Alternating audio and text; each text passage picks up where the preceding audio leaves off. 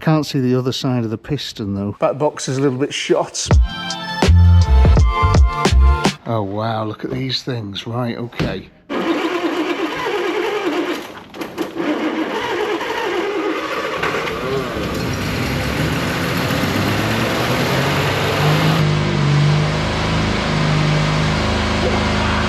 Wipers, they don't work either. Bodywork could definitely do with a bit of MOT in a can in places. There's not really much you can do about that. 2 of the pedals working out of the 3.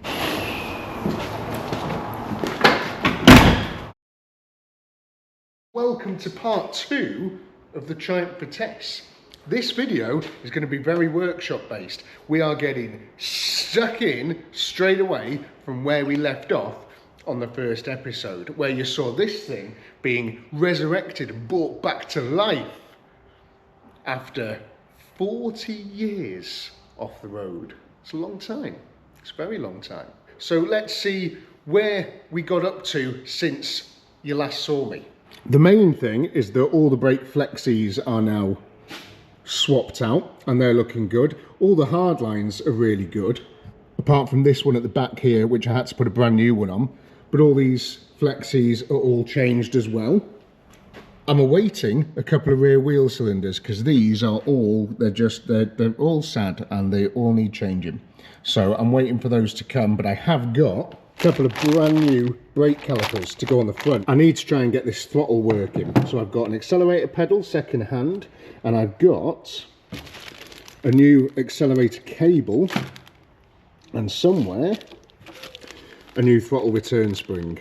So that should be everything I need to make the throttle work again, which would be awesome.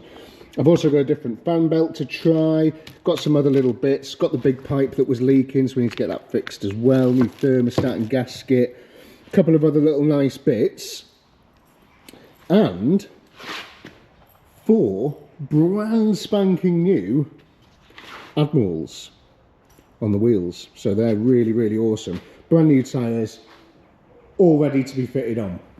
First thing I'm going to try and do is get this hard line out of the caliper there. It's only a little one, but they're in perfect condition, so I don't really want to break them. So what do you reckon my chances are of actually getting that off without having to go and make a new line? Nice little application of plus gas delivered into the correct areas. And we'll just, I mean, it doesn't look great, does it? But let's just get something on it and see if it moves.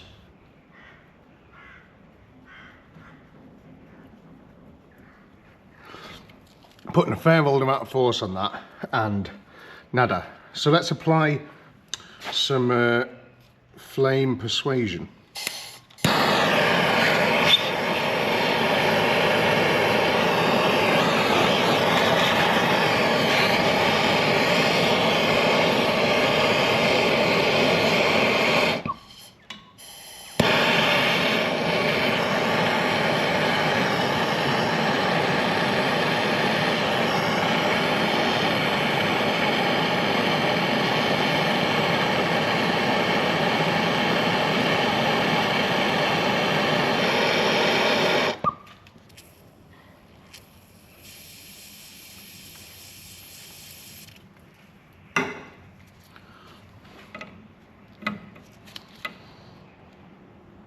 Oh, yes, come on, look at that. Heat again. Now you can see the pipe itself is stuck inside the little nipple, the ending. It's pretty stuck inside there. I think this brake pipe's going to snap in that union. Oh, come on, just be free. Don't mind making a little brake pipe like this, but it's just having the right unions and stuff. Just got to make sure you do, otherwise you're stopped in your tracks again, because they're not like modern cars. A lot of the unions are very different. Got to make sure we've got the same ones. I should have though.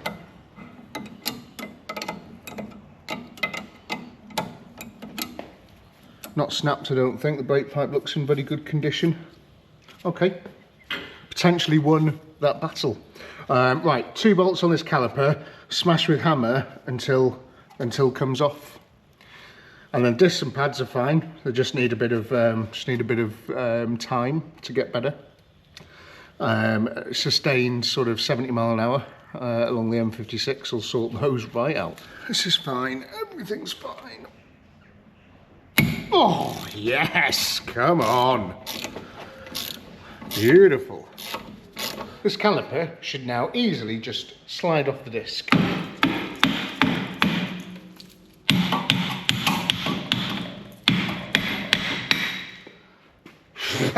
They look pretty much the same. Bleed nipple, bolts, that's where the thing goes in for the pipe. Bleed nipple snaps on this one, pipe, yeah, it all looks the same, doesn't it? All looks very good. The main difference is though, I don't know how well you can see these seals here? All nice and brand new. See, these seals here are, I mean, it's not going to hold tons of brake fluid in there. That's sort of the main issue. You know, when car sits for so long, things just like this just fall off. They just rot away, especially when they're full of brake fluid that's eating away at them, you know, all those years. I've got to knock these pins out, get the pads out, clean everything up, clean the pins up. Does that one move? Oh wow, that pin moves. No way. After all these years, that pin just moves. And then transfer it all to this, and then put it back in the car. I've done both sides. This one, a million times easier than the other side, which is great. And we're ready to rock and roll. The only problem is, I'd love to fill this full of brake fluid and start bleeding them. But I need the I need the rear wheel cylinders. I can't sort of, I could put everything back together, but I'm just going to have to take it all apart again when the rear wheel cylinders come, which is a bit of a pain because it's taken drums off that have been on for 40 years and it was quite hard.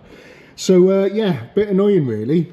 If you ever hear me complaining, moaning about car parts availability when you're dealing with old stuff like this, 90% of the time they're on the shelf, but sometimes you can get unlucky and it stops you in the tracks, like these wheel cylinders not being in for another couple of days, and I've got to wait. So I can't go further with the jobs that I wanted to do, but there is a lot of other stuff I can do, mainly getting this pipe swapped over. And you see that metal pipe runs along there. I've got to disconnect it at this sort of union here, and then probably disconnect this bit again, take it off, put it back on, put the new one back on.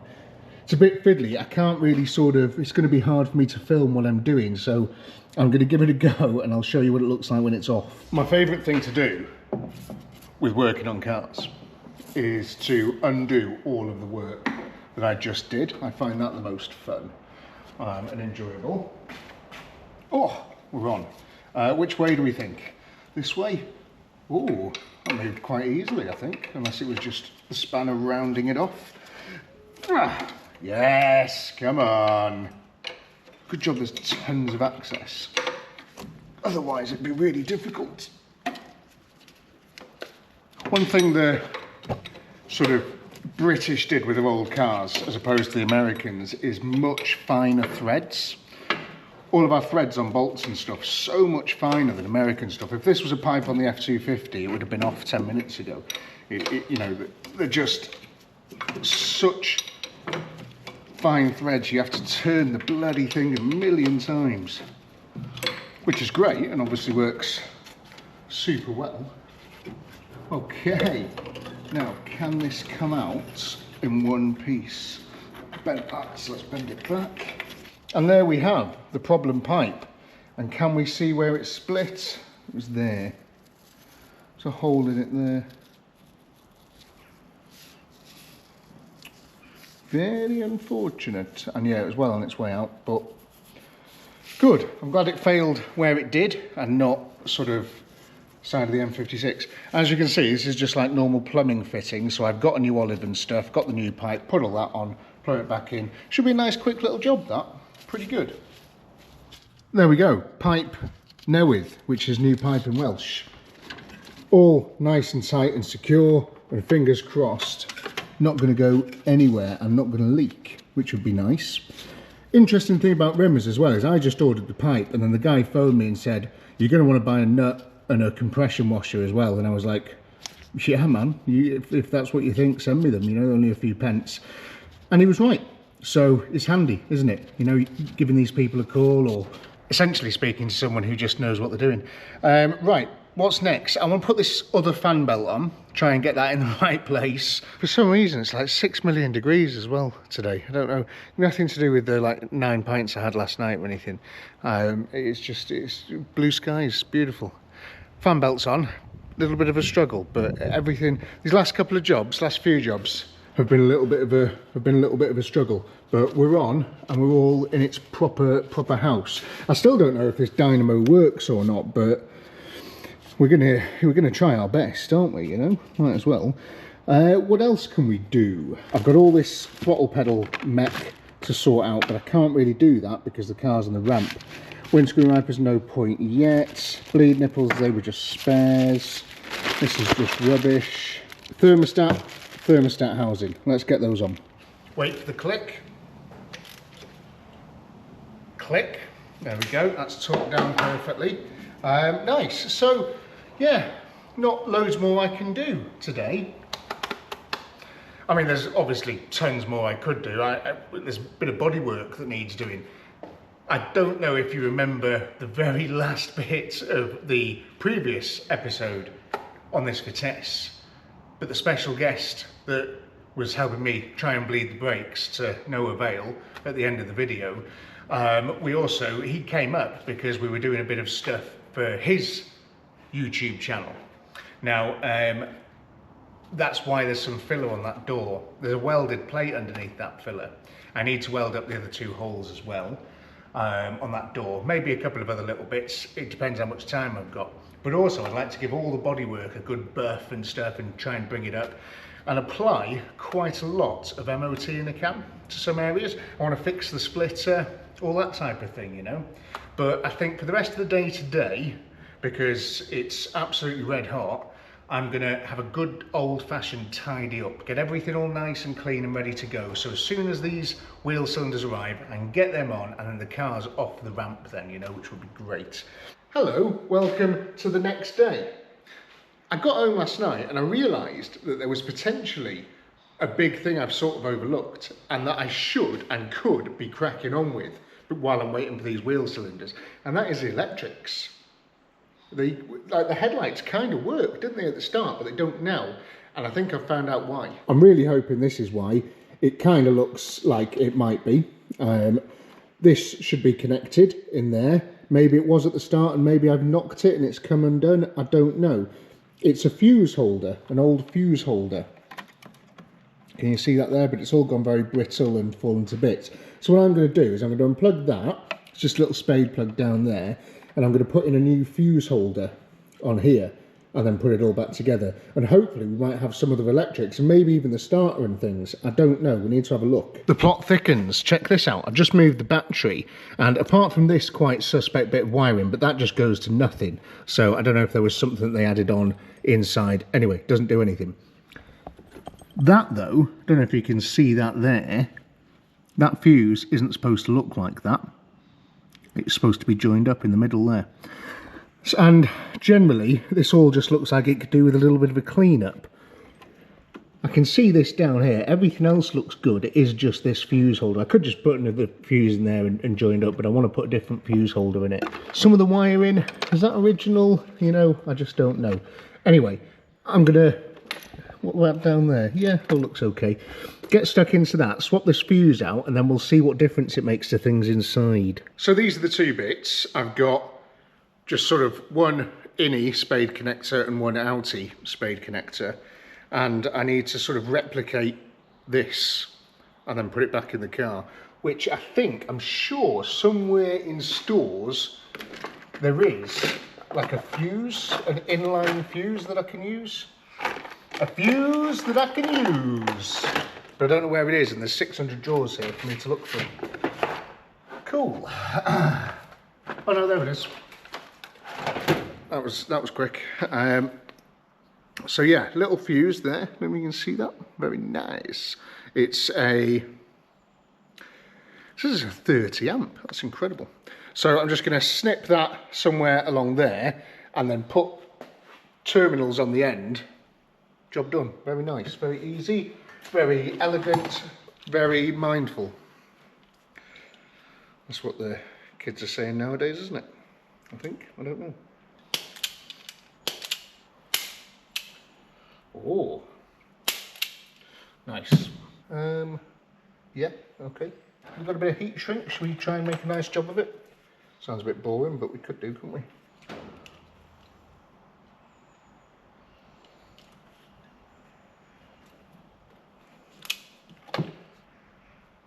Mmm, toasty.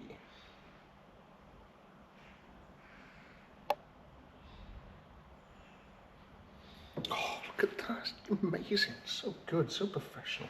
Nice, clean, new connections, which I think is important, isn't it? Because this car isn't necessarily going to be for me, because it's more for raffling off. I'm one of you lucky people to be able to spin round in. I am trying to do more of a nicer job, a bit more longevity involved in it. Does that make sense? Just because, you know, I want it to sort of be a good thing for you. Right, okay, so that's on there. Oh, I didn't clamp it down. Clamp it down.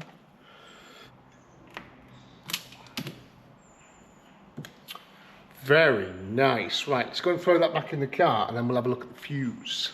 That's the old shafted one out the car. And I've got this lovely old vintage kit.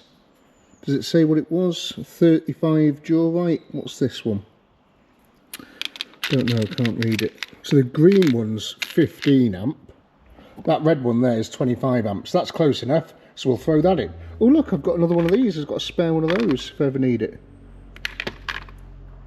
Very nice. Okay, so that's in there. In my experience as well, let's just check this other one here.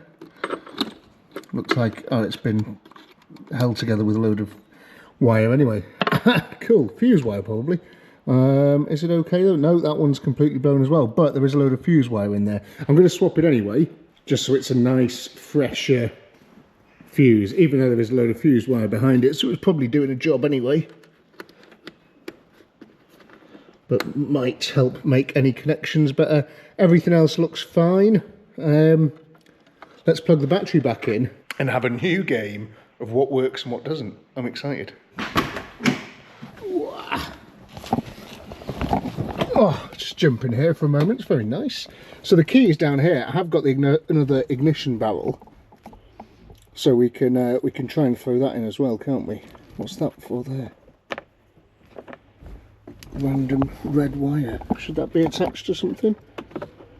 Oh, good lord. Oh, it's a little light. Okay. I think that red wire is supposed to go in there at some point, maybe. God, there's another little light there. Oh God, what's all this? Ah, right, so that random green wire under the bonnet. Oh no! Listen to that!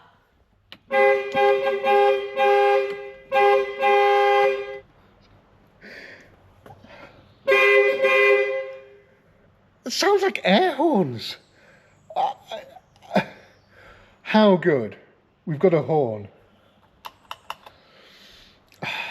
So cool, so cool. Someone said in the comments as well that it should be, it's a push, it's a starter switch on the floor, but I don't think it is, because there's nothing there. I need to sort of get in this bit as well and have a look. See down there where all that throttle pedal should be? There's a lot of rust. Okay, anyway, worry about that later. Ignition first. I can't turn the key anymore. There's no, it doesn't move to try and start it or whatever. And there is no buttons. The choke cable is working now, which is nice. So that's windscreen or feet, which does seem to be working. Amazing. Okay, so what's this? This is dip beam. Oh, dip beam and main beam. One of them flash, maybe? Oh my god, it is flash. Can you see that? Look at the wood. Oh my god, this car's like brand new. Right, come on, let's have some indicators. Ah! Why no indicators, or is that indicators? What's this?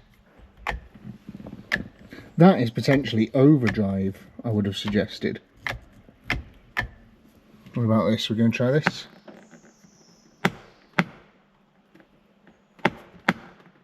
Okay, that doesn't work.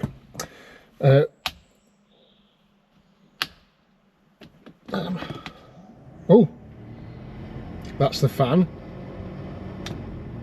As you can hear, it does work. Come on, let's have some indicators. Let's see what we're like lights wise. So that's the little light for main beam came up then. So let's switch that off. So that should be side lights. Let's have a look. Side light. No side light. Okay. Okay. I think that's your normal headlights. That's your main beam. Yeah, normal headlights. So it looks like we need some bulbs. What about the back? Looks like a glowworm with the flue, but we do have a rear tail light. Do I dare test for brakes? Let me know, okay? Tell me if you see some brakes.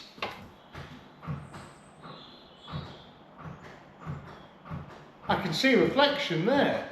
Oh, so good. How many work though? Right, I'm going to have to watch it back. Trusty BMW screwdriver that fixes everything. We've got no side light and no brake light here.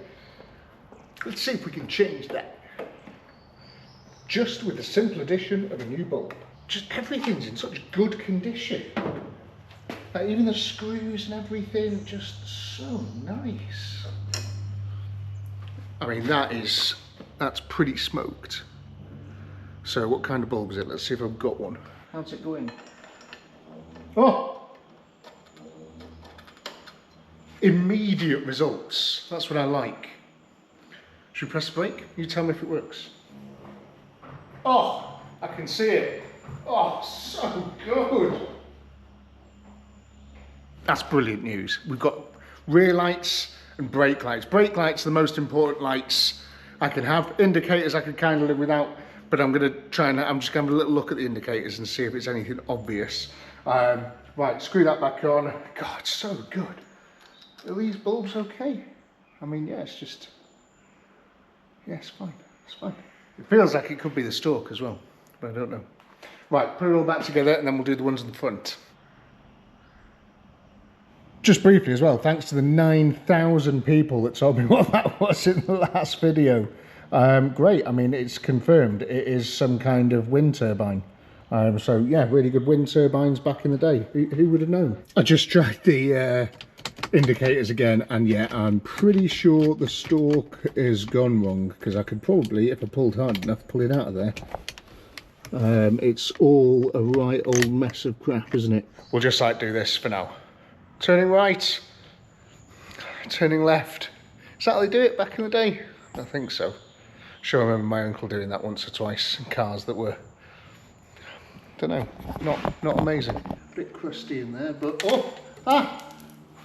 dropped it. It scared me because it lit up. It started to burn my fingers. Yes! 2 side lights. This car is ready for an MOT. One thing I love about old British cars as well is that everything's so nice. Like that sort of side light thing. Look at the size of those. Oh my god, those indicator bulbs are monstrous. Anyway, it's all glass and metal and just everything just feels so nice. It's all in really good condition, all that as well. Even the rubber gasket and things isn't too knackered. I love it. A lot of time for that. A lot of time for it. So nice to see. I don't like the fact that everything's flathead screws though. They're a bit of a faff to work with. Look at that though, for pretty much a full ensemble of lights. I mean, I don't really need to mess about with anything else on the front, but I will do because I fancy it. Okay, so what does that do? Oh, it's dip beam and low beam. It's high beam and dip beam, isn't it? Yes. Great, okay. How'd you get like the super middle ones on? So I think on one of the settings, the bulb has gone in here. But look at how clean and rust-free all of this is. I mean, it's truly remarkable. Honestly, it is. If you know about these things, you'll know that it's impressive. Now, this is a sealed beam unit, which means I can't swap the bulb out. I'm already up to my eyeballs in the budget for this car, so I'm thinking, let's put it back together. We've got headlights. Both of them do work on, I think, normal beam, but when you try and put the main beam on, that one goes out. It's missing one of its filaments, I think. But something for the new owner, new set of headlights, you know, new set of nice sealed beams all the way across the board will make all the difference. And as we fitted before on the channel, maybe even one of those sort of eBay special wiring kits to make the headlights a bit brighter and safer and stuff, but I'm going to run out of time if I start doing stuff like that. So I'm going to put all this back together and then we're going to move on. That's back together and it's more than enough to get us down the road. Managed to find what I think is what on eBay for like 40 quid, including postage.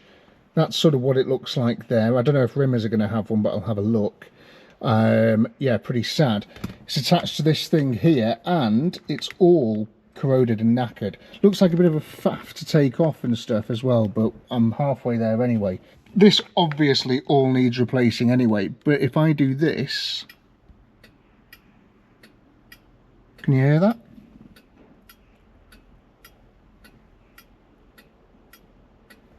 It is doing something. It's not lighting up the indicator light, but it is doing something. So I know there's power and stuff getting to there. So if I replace that switch, that's the best place to start, and we'll go from there, you know. Oh, what's this?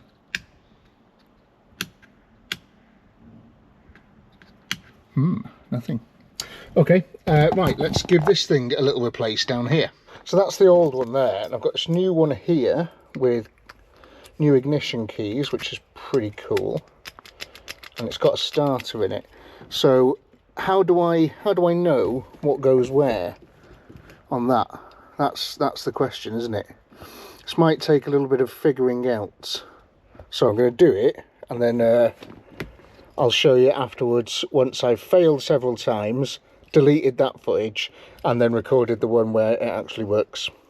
Cool. I've swapped it over, and it was pretty much, because of the way this looks, you know, it's got like, it goes 2 connected there, 1, 2 connected in that way and 2 connected there.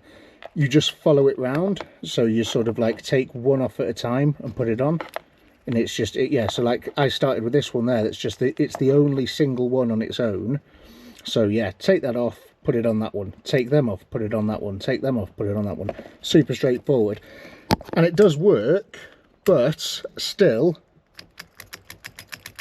no sort of starter, and you can see it's not drawing anything when I do that, which is really interesting. I don't know how is it supposed to bloody start this car. So a hidden starter switch. This was all hanging down, wasn't it, when I first got it? I mean, is there something unplugged or something wrong?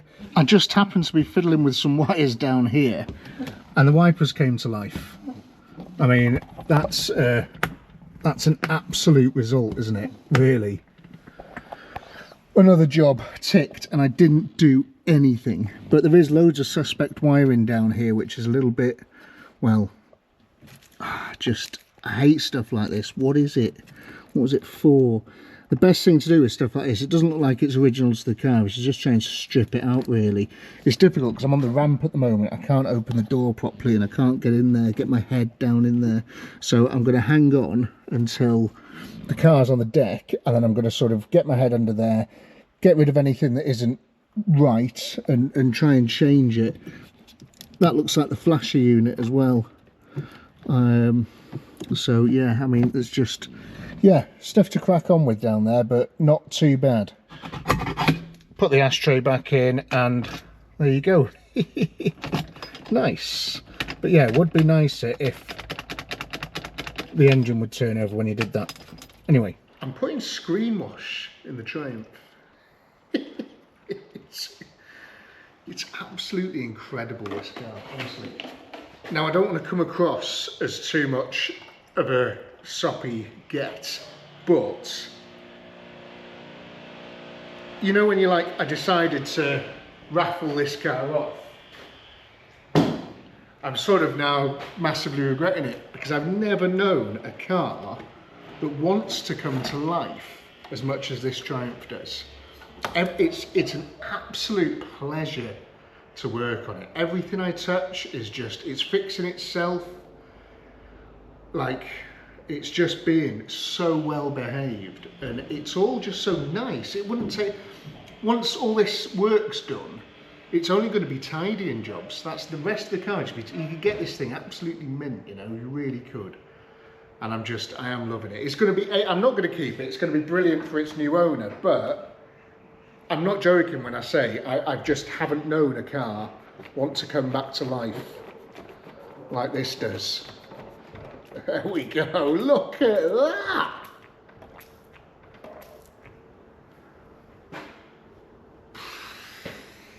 Could you see that there? Incredible. Oh, wipers, I need to change those. Oh. Are these going to come off without too much of a fight?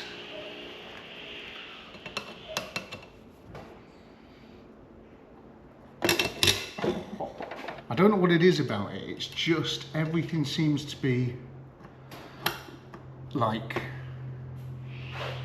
I've worked on so many old cars by now. You've watched a lot of the videos of me working on these old cars. You've seen some of the struggles I've had. And yet here we are, just swapping wipers and filling screen wash on this 1967 Triumph after being sat for 40 years. And it's you know, it's as easy as the Focus was to work on. It's even easier in some cases, you know? Don't press the thing too hard.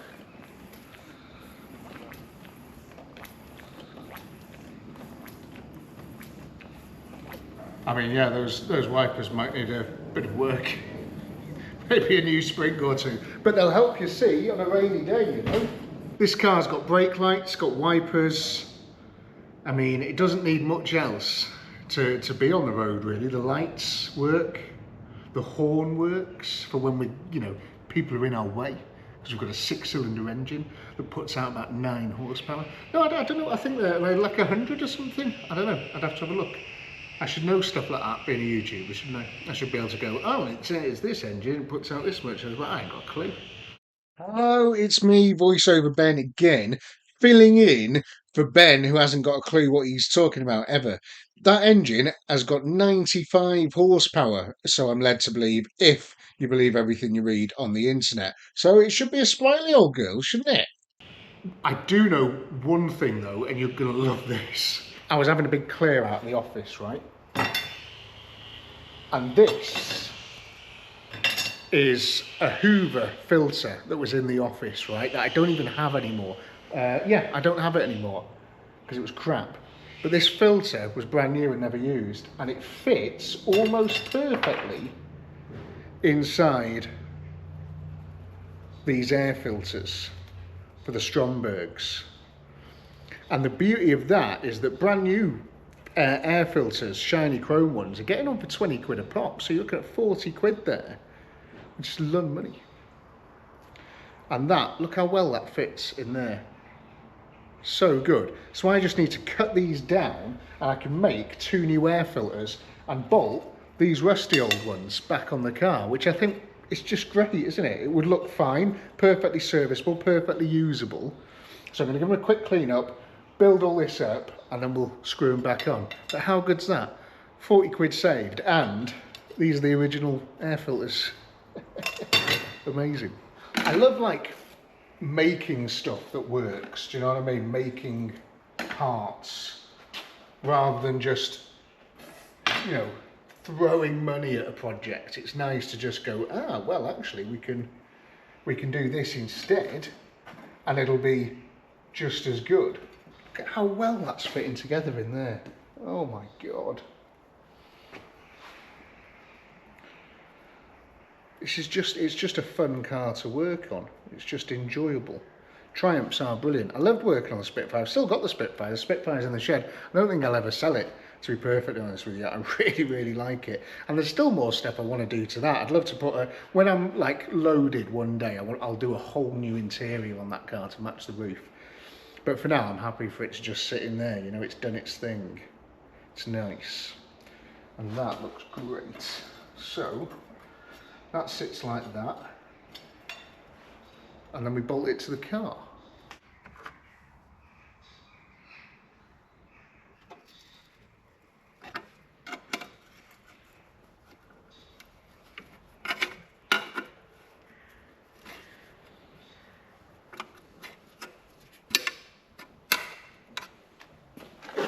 Just love to see it. It's like, it's rusty and it looks old, but they're like new inside there.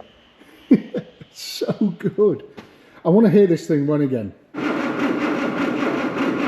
don't think there's enough juice in the battery. After all that messing about with headlights and things.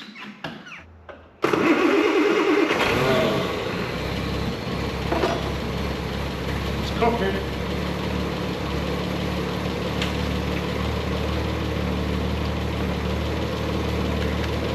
Just needed some decent electricity in it, didn't it? But yeah, doesn't she sound insanely good considering she hasn't ran in probably 4 days or something.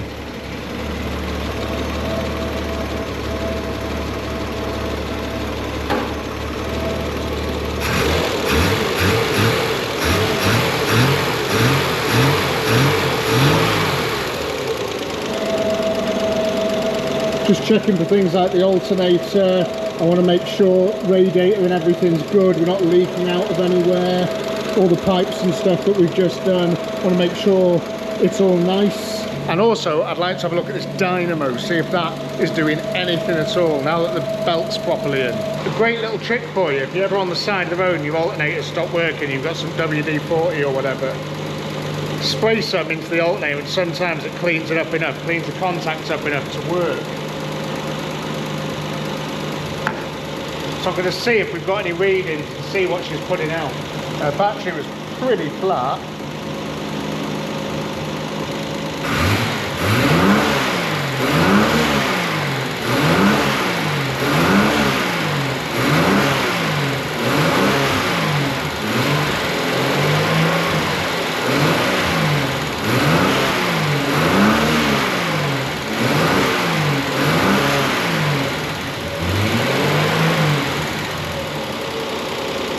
Doesn't look like it's doing anything, it's a bit of smoke. No. Why is it smoking? What's smoking? Don't know what's smoking, can't be important. Let it develop into a fire and then we'll know. So yeah, alternate dynamo, probably not good. Let's try tapping it with a hammer. This is my dynamo hammer.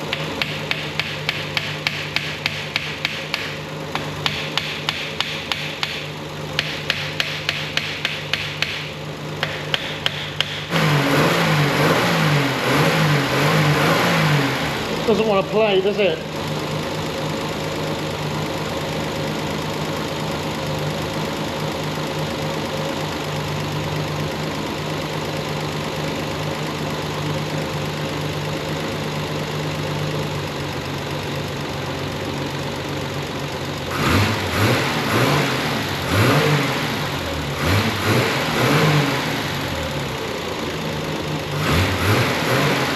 So I've had a running for a small amount of time. She did get a bit hot, which isn't ideal. I've not got the temperature gauge on the dash isn't working either, which is a bit of a thing. And I don't know if the water pump's working. I'd imagine if that bit's spinning around, the back bit must be spinning around. It can't be solid because they're on the same like thing. You can't have one bit spinning around without the other.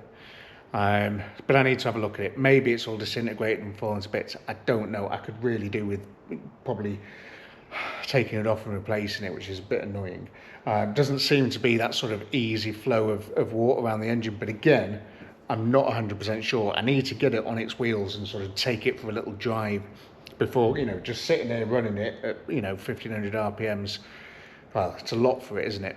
Anyway, I've got a few things I need to have a look at buying. It's Saturday today, so if I get some stuff ordered tonight, hopefully Monday, Tuesday they'll be here, like dynamo and things like that. I can get this thing going. And then all I've really got to do then is finish the brakes off and a bit of bodywork. And speaking of bodywork, I'm off to Halfords to get a fiberglass kit with some mesh and stuff for that front splitter. Cool. I'll see you, for me, probably 2 days or 1 day, Monday. For you, 2 seconds. 3 days ago, it was almost 30 degrees, 27 degrees here, and I was sweating beads. Today, I'm wearing a woolly hat. Welcome to the UK, and welcome to day, I don't know, 928 on the Triumph. I want to try and have a little diagnose of that starter switch. That's my first job of the day, and find out why it doesn't do the key thing. And there is hopefully a pretty straightforward way of doing that. One of these two, this white and red or this brown one that has seen better days, is potentially the switch which transfers, when you turn the key, it transfers a pulse of power down that pipe, and when it goes into this solenoid, it activates the solenoid and connects the two big cables that turn the starter motor. So what I can do is find out which one's which. I think it's this white and red one, because that one is for all the sort of, you know, power bits on the car. So I'm just going to connect 12 volts to these and see what happens. With the ignition on, and then, yeah, hopefully it'll turn and we'll know which one's which, and then I can work out which wire it is and try and follow that back to see why it's not, you know, is it even attached to the key thing or whatever. So let's get stuck into that. Okay, so I'm just going to connect this up to where the power comes in from the battery, so that should be live now. Oh, yes it is. So what happens if I do this? Nothing. What happens if I do this?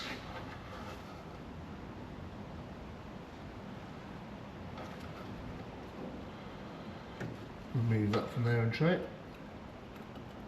Nothing. Have I connected it the wrong way around? Oh! Ah, okay. Weird.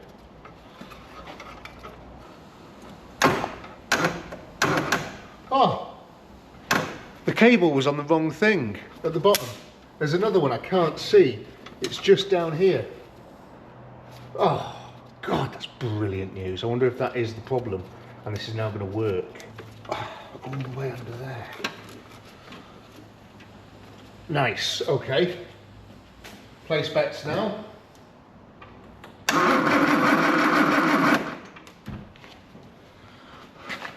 Well, isn't that the best bit of news we've had all day? And it's only 9:30. Okay, fixed that. God, I love this car so much. What a great fix. I didn't even think there was one down there. That's amazing. Right, okay, so what should we do now? I think I should show you this fiberglass kit that I got from Halfords. Got some Redex lead replacement from Halfords as well. So we're going to keep this with the car and just put 2 shots, so half in each tankful that I put in.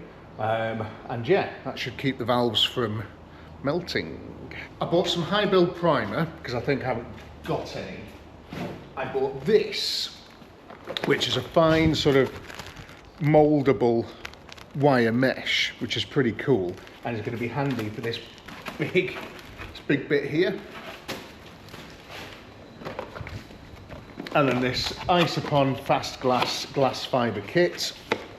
Oh my God, you're going to mix things. Which is some matting, the actual stuff itself, the resin, a little, whoa, smells nice, and oh, someone's eaten the lolly off the lolly stick, gutted, and some hardener. So I think the best thing to do is for me to get this plate off. Now, we're not going to be doing like a showroom job on this, just so you know. This is a can of MOT in a can, which means that I can tidy some stuff up so it takes your eye off it when it's driving down the road, which hopefully we're going to be doing soon, a few days maybe. Be nice, wouldn't it, if all these parts arrive. So that being said, I just want to make it look better, and I'm going to use all of today to make it look better. So I'm going to get the buffer out, sort this out, paint some bits, just try and make it look as nice as I can, but I've only got today to do it. I am looking to see how I can transform this thing though. And the MOT in the can is just for any sort of little rusty bits, like these. All in there, you know, I just want to give that a quick sort of over that, just to make it a little bit nicer.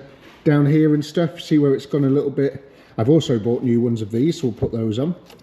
All this bit here, it's all a bit crap and flaky, isn't it? I mean, it's, you know, it's very solid. I'm not going to really go into it too far. I'm just going to sort of give it a quick clean and then psh. This bit here, why has it got all filler on it? Well, behind here is a metal plate that I welded on. You can see the welds there. Now, I did that with Nino when he was here doing the thing, because he wanted to sort of have a go at welding and stuff. So we gave that a go. It still needs another skim of filler and then a bit of sanding down and stuff, but that was a massive hole in the door before. I don't know if you remember. What I would like to do is the same for there and the same for there as well. Maybe the same for there. I might just fill that one, I don't know, because it's not too bad. But generally just to sort of tidy that bottom of that door up, because it was really, really bad. I don't know if you remember. There's also bits like that up there, so I won't mind giving those a bit of a spray. This bit here as well, while the welder's out to do that door, I might have a little go at just sort of doing a little L plate on there and just strengthening that, making that all nice, and then we can give that a bit of a spray as well. Same with like round here. All this bottom bit, I mean, that's not nice, but a quick spray and it's going to come up amazing. And this here as well. So that's kind of the idea behind it, is just to sort of take your eye off. And I'm not going to weld the bottom of this door, it's just going to get a spray over. Yeah, just a tidy. Take your eye off it tidy. It's going to make it look a million times better. Because ideally what you'd want to do, I don't know, you just drive it like it is, be fine. But if it was my car and I was keeping it, it'd probably want a respray. But not only a respray, because it's so solid, you might as well take advantage of how solid it is and just do the little bits of rust and give it a bit of proper paint. And if it was mine, because of the splitter and the mirrors and, you know, the different hubcaps and stuff, I'd do it like a real gloss black. I'd do the whole car like a real gloss black. I think that looks so smart on a Vitesse, just because of the front end where it's all angled with the lights and stuff. I think that'd be really cool. But I'm just going to tidy it up. The lucky raffle winner, the new owner, can do whatever they want to it. I don't mind. Further layers may be added, allowed to dry for minutes to achieve smooth and fast glass. Okay, cool. So, pretty straightforward. We just need to cut this to size, get, you know, everything where we sort of want it nicely, and then put a load of matting over it, and then we sand the matting down once all the resin's hardened and stuff, and then probably put a bit of filler on it and things, just to make it look a bit nicer. Let's take the number plate off though. I am acutely aware from the comments, which, listen, I do read all of the comments. I try to anyway. Sometimes I can't get to all of them, but I do read the majority of them. Because I post on like Facebook and Instagram and TikTok and all this sort of stuff as well. Some days I can get like 1,000 comments and emails and stuff, and it's just like, it's impossible to sort of catch up with. But I do try. And when I was looking at this, the split is divided. It's divided opinion. Some of you go in, get rid of that ugly splitter. And some of you go in, that splitter's dead cool. I am in camp dead cool. I think it's awesome. It's a period mod. That's what I like about it. It's a period mod. Maybe a set of mini lights on the car or something would be good with a gloss black paint. I don't know, but it'd be a shame to get rid of that. I think it's really smart. Rim has even expressed an interest in like maybe remanufacturing stuff like this, which would be pretty cool, wouldn't it? Old school sort of body kitty moddy things, you know, because I'm sure as well that's not specifically for a Triumphant Vitesse. I'm sure you could use that on loads of different cars like Havells and stuff, and just, you know, anything really. It'd probably fit a Spitfire, I don't know, but I think it is quite cool. And there's a bolt in there, I don't know why.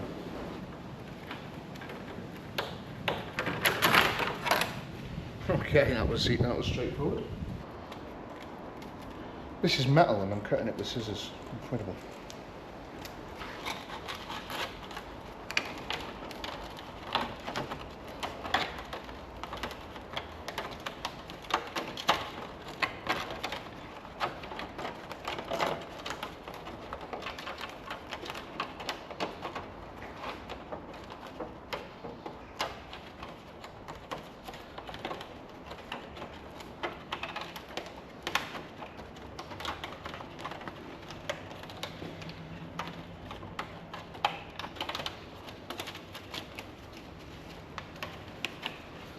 Nice, that is really smart.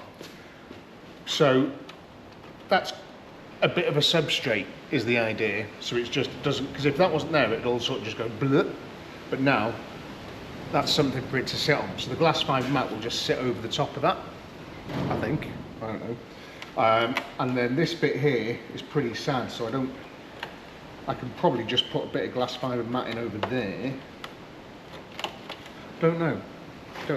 First ever bodywork I did on a car was on a Suzuki SJ410 Jeep when I was 13, and all the rear wheel arches had rusted away. So I just fiberglassed them all, because I only used it to drive around the farm that I lived on. And yeah, so I don't mind fiberglass, it's pretty cool. It's handy for this. So it's quite thick, this stuff. Really, can you feel it? It's quite thick. So it's going to be quite strong. And I'm thinking over the top rather than underneath, just so it's a bit easier for me to stick on. Do you know what I mean?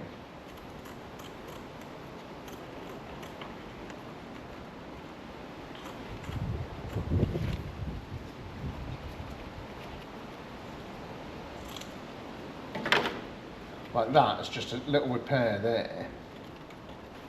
You know, you spread some of your mixture on that, your secret sauce, and it's just going to hold it all solid and stuff again, you know.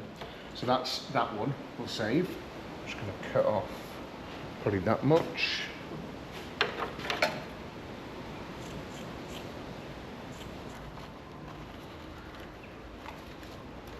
So with this, I'm going to double strengthen it, and I'm going to go behind again, like that, I think.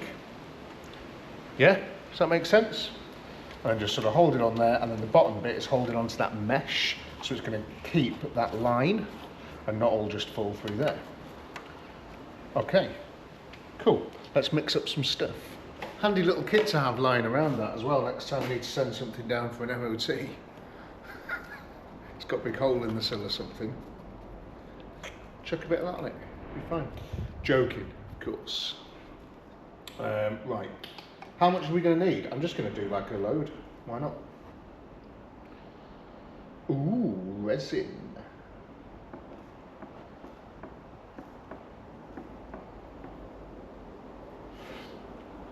Bit more. Nice, okay. Do you know what's interesting as well? I think hardener is just hardener. I think it's the same with like anything. If you with lacquer, with paint, with filler, with this stuff. I don't know what it is, but it's just the same. Right, little pea-sized amount in there. Just mix that together. What a lovely way to spend a Monday. How was your weekend? Is it good? Hope you didn't drink too much. I only had one night drinking this weekend, which was nice. Oh, it's looking good. Looking good. I need another hand.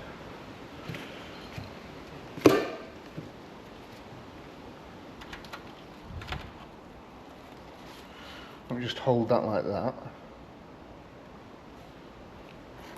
Oh, spreading.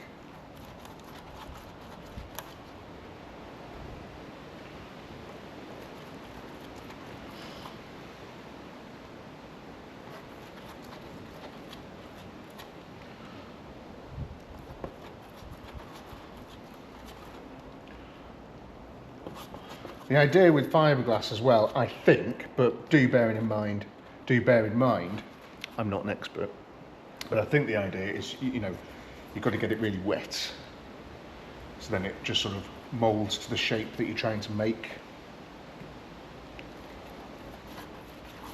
and sticks really well. Like I don't even have to hold it now.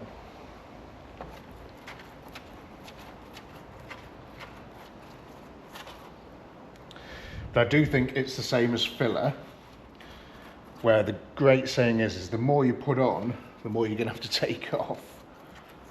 So there's going to be a bit of sanding involved here, but don't mind. Just want to keep this splitter alive.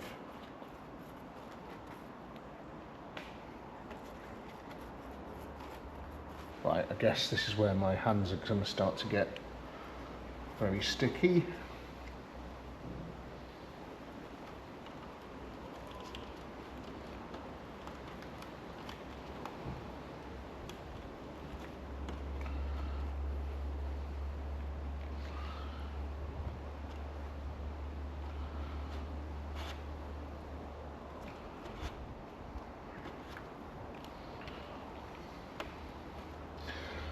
That's like when I've been stroking my cat.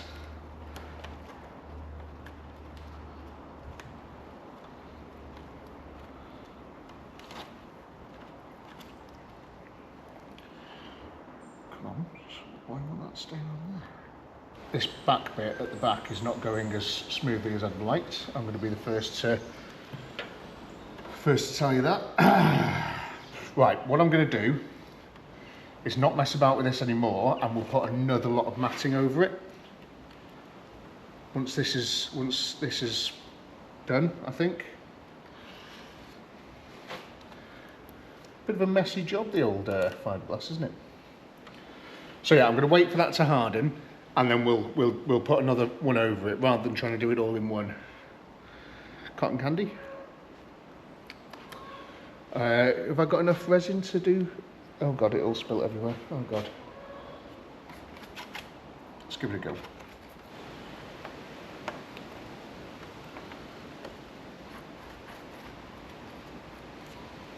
Okay, how quickly can I mix some more of this? I think I've got to like keep caressing this into position until it goes a bit harder, because this bit at the bottom doesn't want to stick.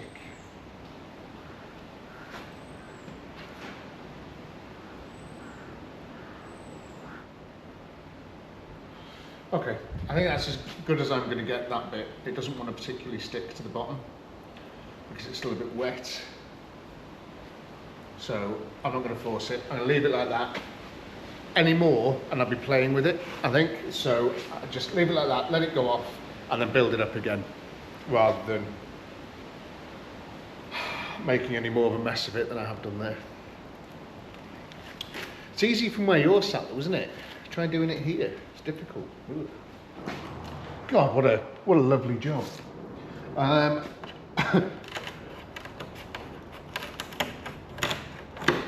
Thought that would be easier to cut. Let me get a knife.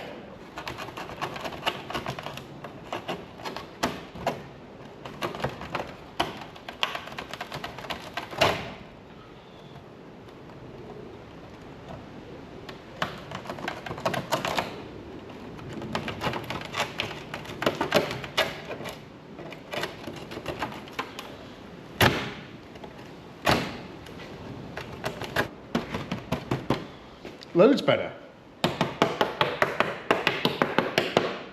I don't really, should I put filler straight on that, or should I more fiberglass matting? I think another load of fiberglass matting just across there would probably be better, I would have thought.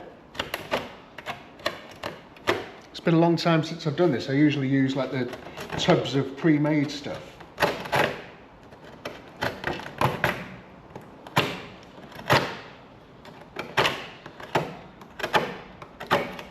I was going to put some more matting over that, but then I just found that I do have some more of this left, so I'm going to use this instead. So this is just ready to go, and it's not a bit of matting, so I can put that over that to really strengthen that up. Easier to use than that because there's no big holes or anything I need to fill. So yeah, let's throw a bit of that. Oh yeah, much easier, much better.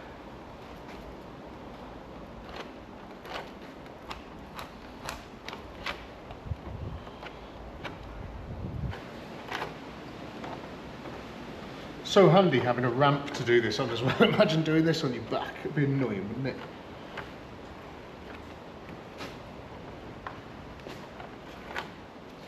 Much better. Bit there just to shore that up.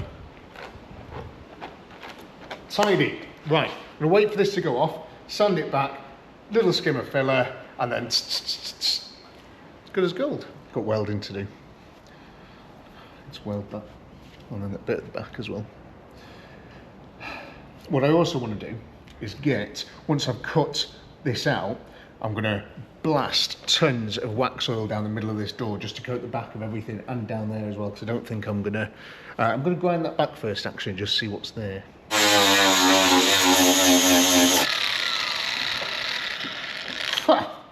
Nice, okay. So yeah, I'm not going to weld that. I'm just going to put a bit of filler in there. Just going to tap it back though, tap it down a bit. Just wanted to sort of see what it was like. But again, I'm going to try and fill all of the bottom of this door. ideally, you maybe try and find like a mint door off one if you're really that bothered, or, you know, completely strip it back or whatever. But we're just going to tidy this up. It's going to last a few years, and then maybe won't do it again. But it's not going to take long, so it doesn't really matter. Just do it again in a few years. Or if you're really keen on making an absolutely mint example, I don't know, get a door skin, weld it on, do a better job. It's up to you. But for now, this is going to be fine. Tidy. Employing safety squints.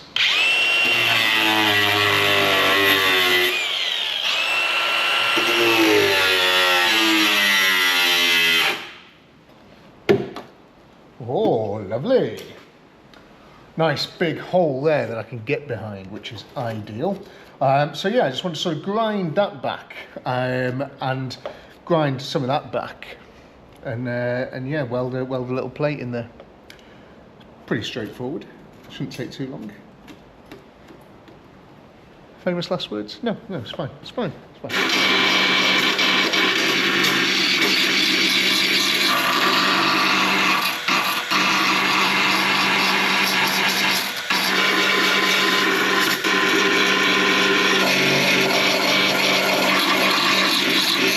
What a lovely noise.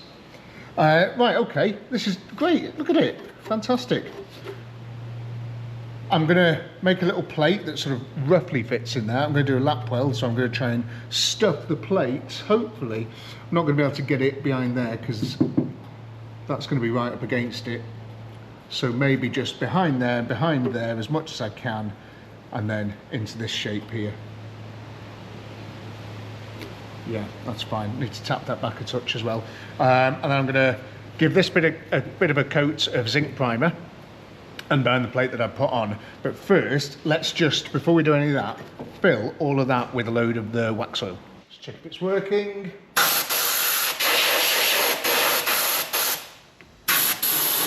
Nice.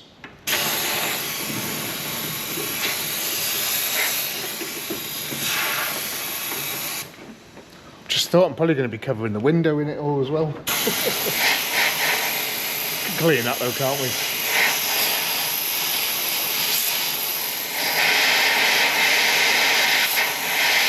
Right, there's about half a gallon of that in there now, so that should stop anything rusting from the inside out. I could do all underneath the car as well while I'm here, but you need to scrape a load of stuff off and treat stuff. There's still bits of welding that you need to do underneath and things, so I'm not like, it'd be a waste of time you doing it now because you just have to really take it off again. To do this, you probably want to spend a couple of days underneath there to make it.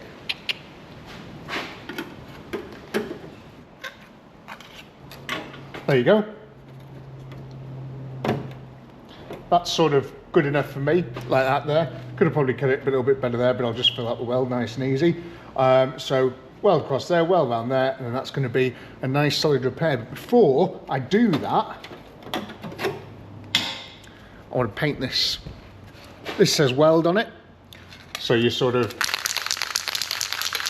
can coat stuff like that to stop it rusting, or to slow the rusting down, because as I've said many times before, you can't stop rust. And then this, we're not going to be able to see the back of it ever again, so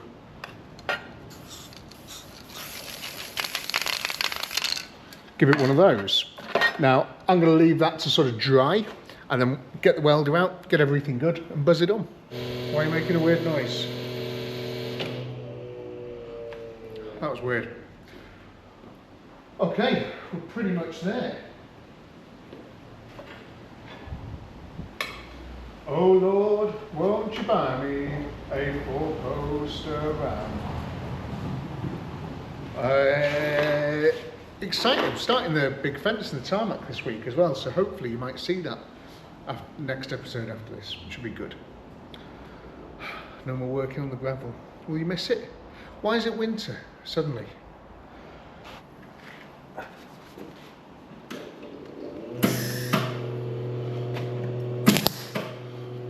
Right, mask on.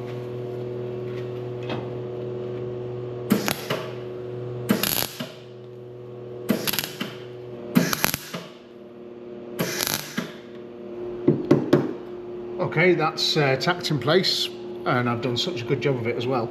I'm just gonna, it's gonna take me ages. I'm gonna go slowly because I don't want to put too much heat in it, set things on fire or warp things. So I'm just gonna do that slow and steady now, do it all round, and I'll show you afterwards. There we have it. Now, I mean, look at these bits up here, aren't they great? Don't look so much at this. Look at those bits there, aren't they lovely? That's the difference between a nice clean metal weld and then welding to rust. Anyway, I'm just going to sand all this back, give it a skim of filler, and that is a nice, honest repair. It's just an honest repair. There was a hole there before, and there isn't now. You know what I mean? It's just a nice, honest repair. That's all we can ask for. This door's going to be nicer than it was, and it's going to last, you know, like, I don't know, a few hours at least. As long as it lasts till the end of the driveway. As long as it lasts till the raffle competition's finished. Anyway, right, let me give it a sand back, give it a bit of filler, and then we're going to do the one on the corner. And that's all the welding I'm going to do on this car. I'm not going to do anything else. New owner's going to have something to do. Painful when the sparks hit you in your eyes.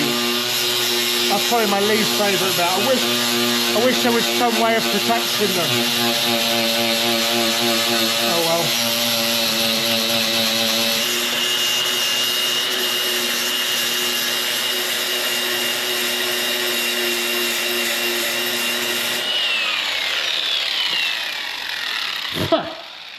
This here is going to be like loads trickier. I'm still trying to work out in my head exactly how I should approach this.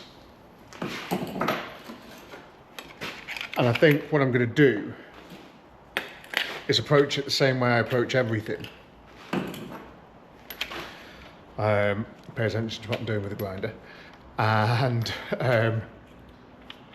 start, same with any project car, start and just keep going until it's finished. Because you could spend an hour sitting there going, measure this, measure that, radius, you know, just crack on. See what happens, you know. What's the worst that could happen? This.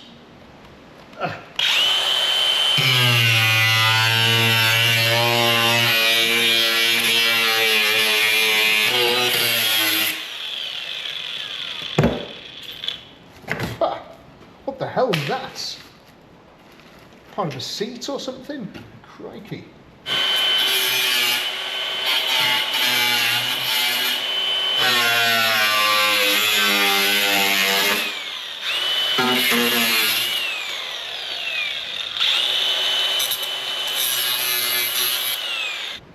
Woodlouse just crawled out there. How long's that been in there? How long do woodlice live? There's no wood in there. What are they doing?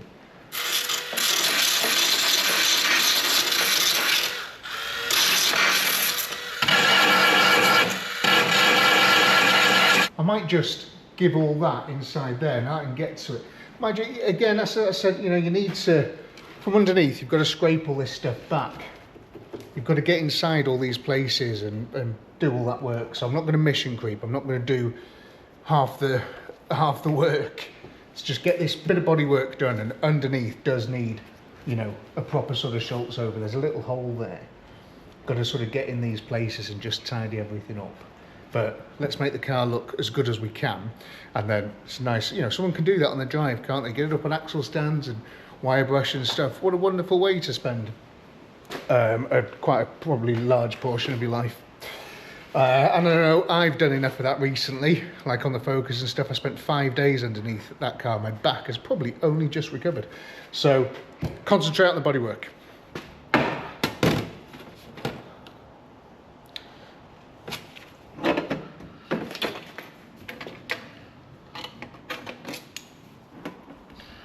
So we're going to want to go. Oh no, because I'm going to want to bend the bottom over as well. So from there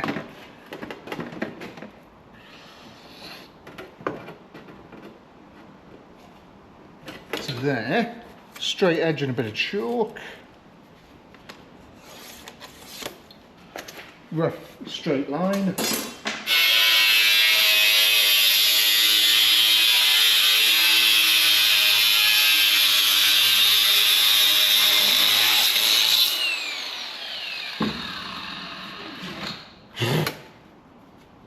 felt so dangerous.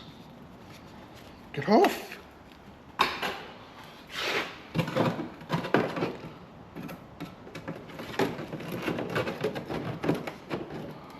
Okay, cool. Can you see where we're going with this? I'm going to bend the bottom along there. I have got a big machine that bends that into a nice right angle, but it's so heavy and it's on the floor and I can't be bothered getting it out and putting it in a vise and stuff, so I'm just going to hit it with a hammer instead. Is that okay?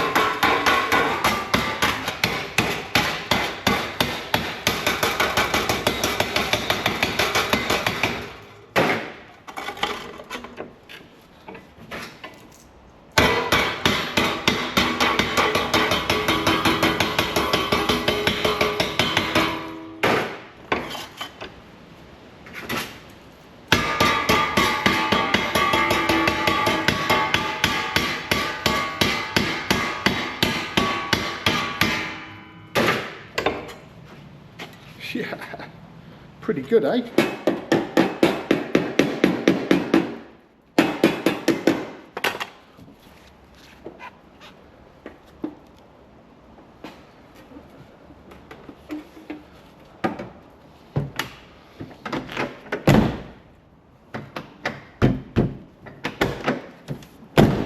Immaculate door gaps. Right, that's sort of good enough there. I can get, hopefully, something behind it there to push it out towards that. Do a nice little lap weld along there. Just need to bend this bit, which is a little bit easier said than done, but we'll give it a go. So I want to do that, and then pliers.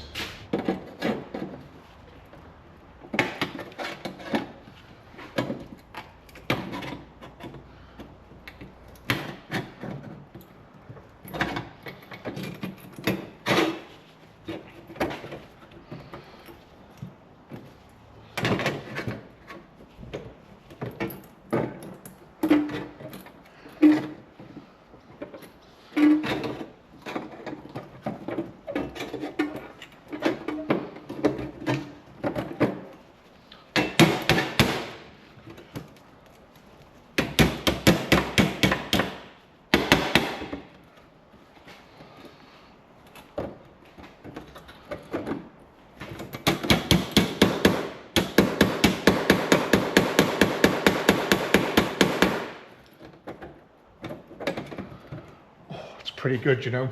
It's pretty good. What do you think? Yeah, it's a nice little repair. I like it.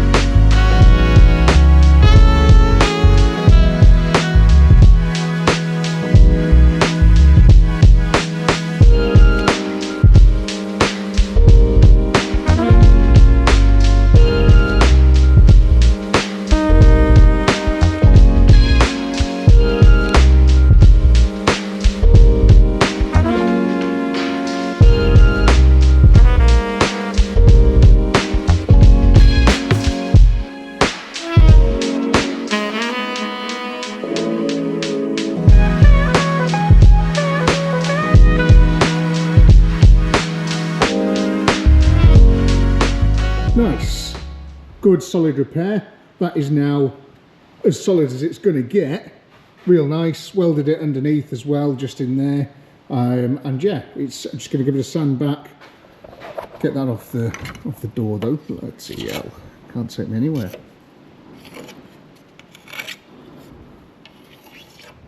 And then yeah, just want to sort of get a sander over that. Just again, I'm going to get the sander now. I'm just going to do a very light sand on everything. I'm not going to go crazy because I haven't got all day. Well, I kind of have got all day, but I haven't got any more than today. So yeah, just going to start to give it a sand and then a quick application of MOT in a can.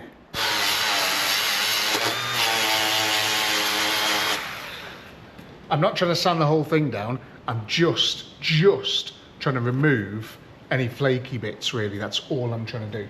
I haven't got time.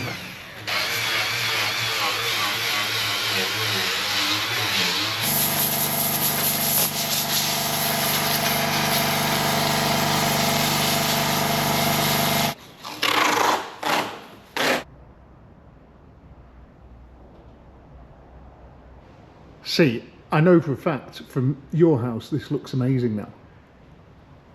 So much better, and that was 30 seconds work, you know? It's important to mention, like, tatty bodywork isn't illegal. You can drive around with tatty bodywork, that's not a problem. But if you draw attention to yourself through tatty bodywork, you might find yourself being pulled over and then, you know, poking around and going, oh, is this all right? You know, what's up with this? Potentially you could do without that. So give your car a little bit of a polish and a bit of MOT in the can. Do your brakes, you know, make sure you've got brake lights. Easy.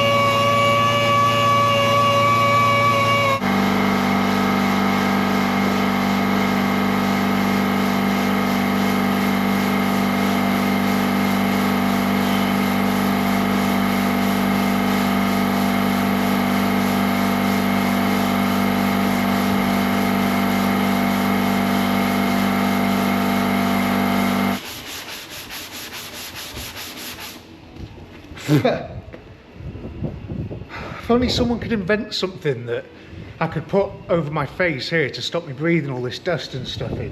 That'd be amazing.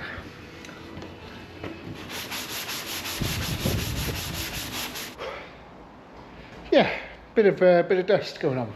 I've just done the front bumper. Splitter, sorry. Yeah, I mean, it's back together. It's all one piece again. I mean, it's probably not the smoothest, and you know, you could do more stuff on it. But again, I'm just trying to make this car look half decent, so the next owner can give it a, you know, nice black respray or something.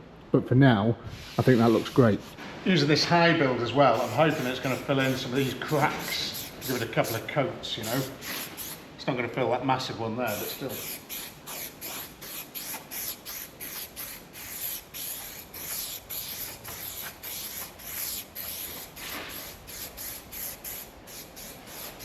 It's going to look good painted with a number plate back on. Just let it dry. Oh, do you remember that bit? We could put that bit on, couldn't we? This was riveted on. So yeah, we're gonna rivet it on again, you know.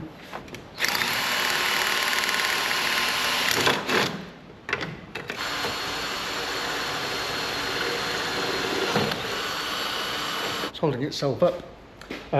Where's my rivet gun? Here it is.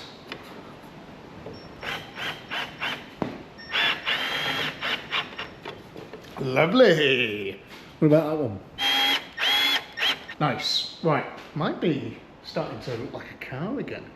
Weird.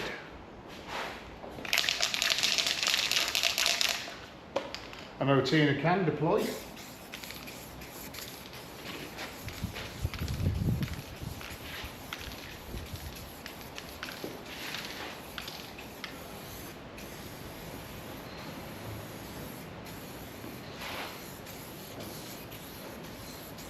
gone as far as I want to go with this sort of section. I mean, it's just great, isn't it? Going to be hurtling down the road and people are going to be going, whoa, what a cool car.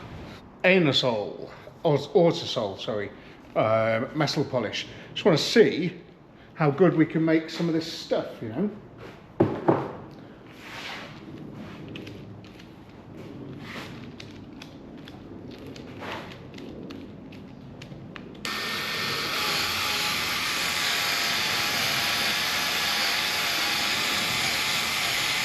These Makitas are just, not Makitas, sorry, bloody hell. These Milwaukees are a dream to work with. Just helps so much. Because otherwise you'd have to use effort and that would stir up.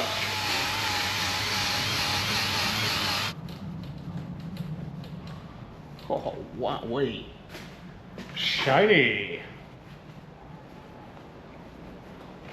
I don't know how well that sort of does come across, but that is a lot better than it was. So yeah, I'm just going to sort of do that over all these rear bumpers and we'll have a look at them afterwards.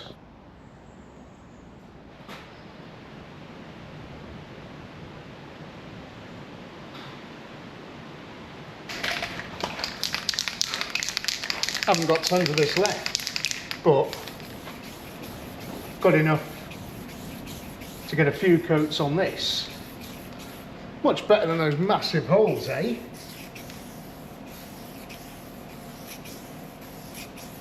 I mean, not much better, but better. Don't know, like, if it is coming across at all on the camera, but the bumpers on the back, this back bumper, it's come up so nice. It's just shiny. You know, when you're giving the car a polish and that, it's just going to look all right, isn't it? Brand new splitter. A lot better, that, isn't it? I really like that splitter. I think it looks well on the car. I like it. It's good.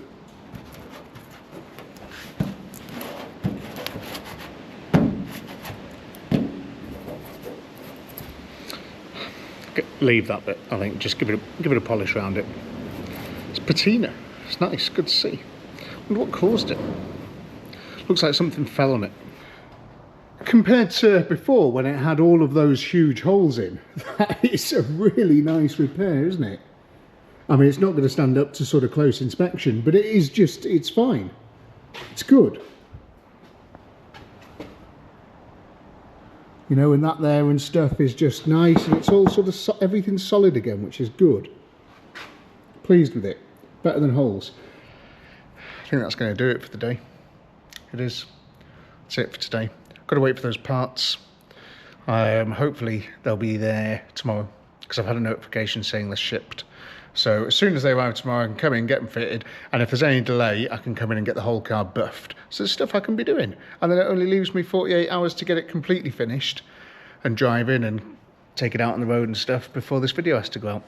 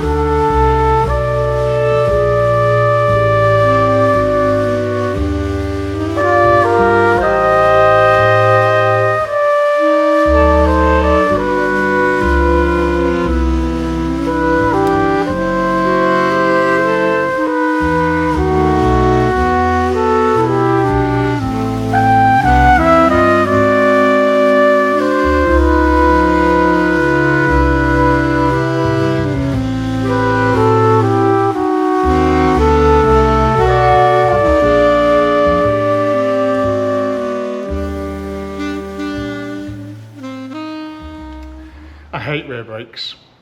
Just trying to get you the whole time. Trying to cut you and hurt your fingers. Too fiddly. Anyway, they're all done. Adjusted. Nice. It's nice to put the screw back in there actually. Where is it? It's insane that these screws actually came out, but they did. Don't really need them, but it's nice to put them back in if they're there. So I'm going to fill this thing full of brake fluid for the first time in 40 years, and then crack the bleed nipples, just let it gravity bleed for a bit while I do other things, and fingers crossed we'll have some sort of brake pedal, which would be phenomenal. We've got new calipers, new soft lines, new wheel cylinders, new master cylinder. We've got everything we need for success. So let's give it a go. Can I pump that from here, I wonder?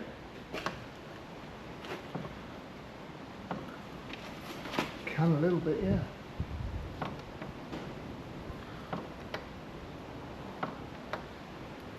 Oh, it's drinking the fluid in a big way. Can you see it sucking it down? So it's going to start coming out somewhere soon.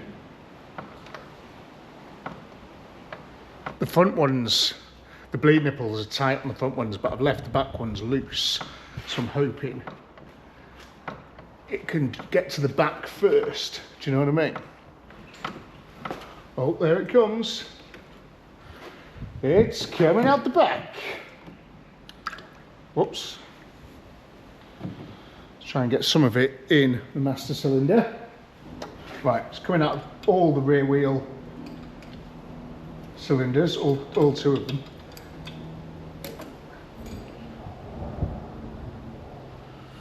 I can hear it coming. Oh, it's coming. Nice. Coming out of there. Coming out of there. The floor's getting a big hiss anyway, so I'm just going to let that do its thing, let it drain down a bit, and then I'm going to go around with my bottle and just do one at a time, and just sort of 5 pumps in each one, move on to the next, tighten up, and then hopefully that'll give us a decent enough brake pedal, and will let us know if there's any leaks. And then finally I can put the bloody wheels on and get the thing off the ramp, which would be amazing, because I've still got to work out the whole throttle cable situation. Brand new rubber going on now that we have brakes. Amazing. I think we have brakes anyway. I mean, I need to sort of press them with my foot and move it around a bit, make sure I haven't got any leaks or anything. I do have a brake pedal, which feels half decent, and I can't hear anything splashing on the floor when I press it, which is good news.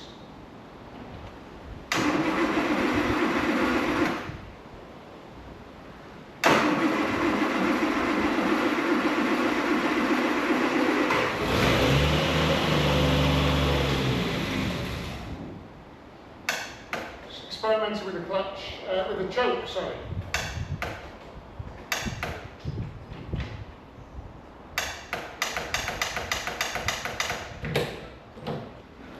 Something is going on with the starter solenoid.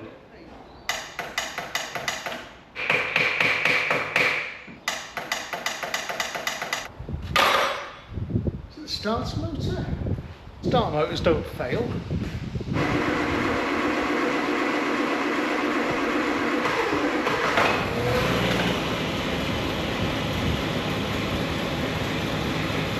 Going to need to go through the wires and check them all out.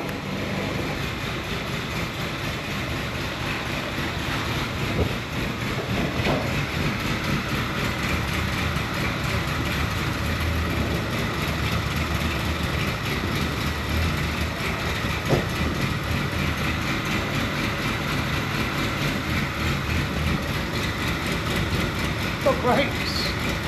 Granted, they're not amazing, but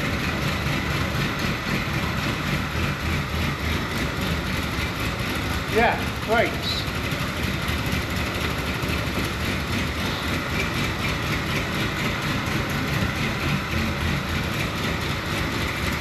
And a handbrake.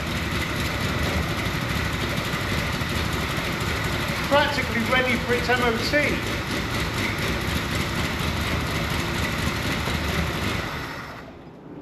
Very nice.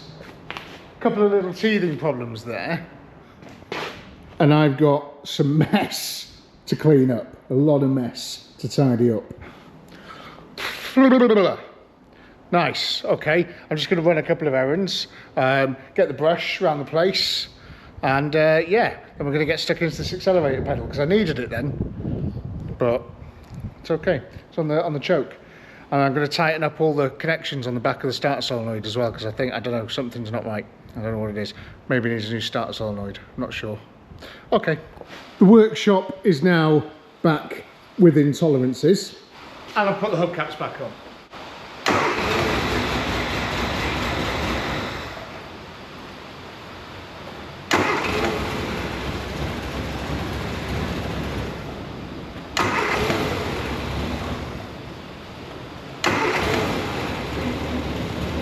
So yeah, it's all right. It's kind of working. I don't know. I'm going to carry this setup around me. That's just like an extension of what I was doing to the start solenoid before. So I'll carry that around with me just in case I get stuck anywhere. But I'll order another start solenoid and put that on because they're only like £5. But that's the second one that I've ever had of that exactly the same type that's not worked properly. Why did it stop?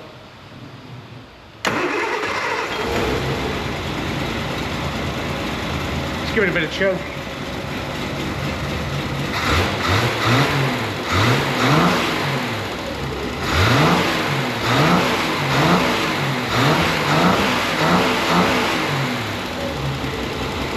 Phenomenally good engine, really good engine. From no compression to sounding as sweet as that. Wow. What now? The spring for the throttle has just fallen off sort of down here somewhere. If you can see it there. So I've got a brand new one of those to fit. This is the accelerator cable, and as you can see, it terminates there. And it should go through here and terminate there. So let's try and actually aim where I was saying. So yeah, it should go through there and terminate there. But it doesn't. Cool, we can fix that. We can make it better. So I need to put a new one of these in. And it should be connected to that bit of this. But as you can see, it's a bit dead. So I'm going to hoover all of this out, try and clean it up as much as I can, get to where it should be bolted to. Might have to weld the bracket on or something. I'm not sure what we're going to have to actually do, but let me clean it all out first and we'll have a better chance of understanding. I've cleaned loads of animals' houses from here, and this is what we've got left. There is a couple of holes. It's not that it could be better. I haven't got time to be welding a panel into this though. Fortunately, you can buy a repair panel which is just this basin, because this is quite a common area for going. They're really cheap as well. If I'm a good editor, I'll flash up a picture of one now from Rimmers that you could buy. So yeah, a nice sort of easy job, but yeah, I just haven't got time. I need to do stuff like this because without it the car can't move. What I'm going to do is I'm going to take this off, and then I'm going to probably, I don't know, maybe self-tap a plate of steel over this just for now, and then I'll stop any water sort of coming up too much and things as well, just make it a bit usable, you know. So that's where the throttle pedal was bolted to, and this is massively wide heavy duty plating, and I'm going to bolt that into, oh, lights flashing. So I'm going to sort of push this here, and I'm just going to put a couple of bolts in there, and then I can bolt the throttle pedal to this, and it's going to be really nice and solid in the car, as opposed to this, which is it's less solid. It's not too bad though. And then I'll put another plate on here, but I just wanted this bit where the throttle pedal goes and where your feet sort of rest to be super strong. Those two bolt holes are the bolt holes that we need to fit this new pedal to the floor, so it sort of sits like that, and then pivots, lovely, and pushes the accelerator in and out as you're doing it. So I've got to get this to a point where it travels all the way, mark it up with this pen, and I know where I'm going to drill my holes, take it over to the bench, drill some holes in it, bring it back, and then stick some bolts through. Girl, put your drill press on, tell me your favourite song. Go ahead, let your hair down. Forget that I'm being filmed sometimes. Right, what size bolts? That's probably too big, so let's change that.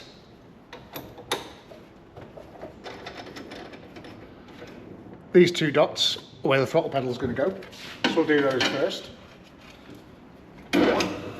Oh, look at that. It's not hitting straight, is it?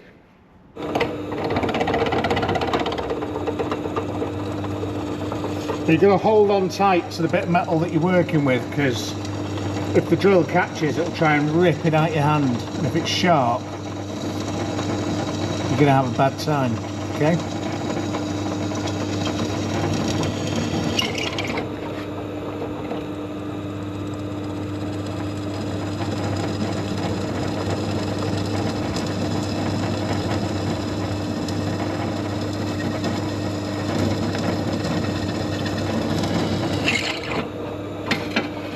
Marked out some other places where I want some other holes to hold the plate in place on the floor where there's good floor left.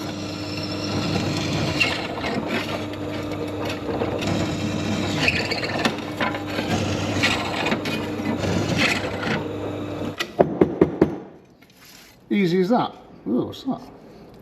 I'm just going to get the throttle pedal and just make sure that it goes through there. Get my hand drill the ones in the car, bolt it all down, nut and bolt through everything, and that's it. Super straightforward and simple. And then we put all the cables on and we should be able to press the throttle.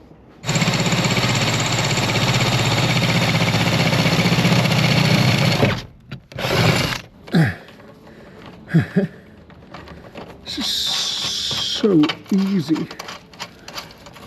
This is like a 5-minute job as opposed to a half-a-day job.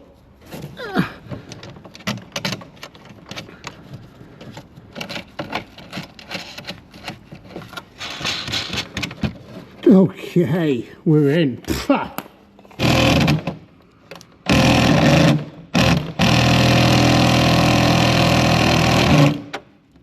Oh, solid.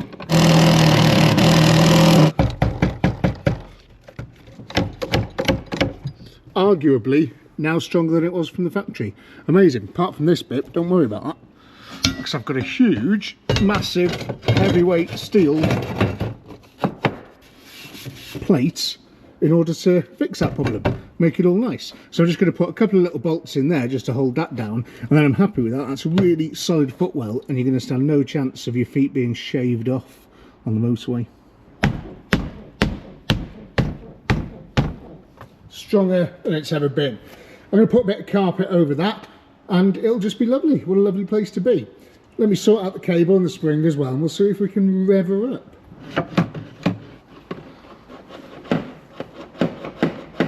Do you remember when we got this car and no pedals worked? Now we've got a clutch, we've got a brake, and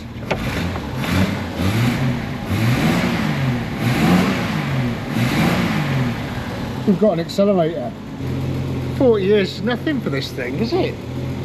Absolutely nothing.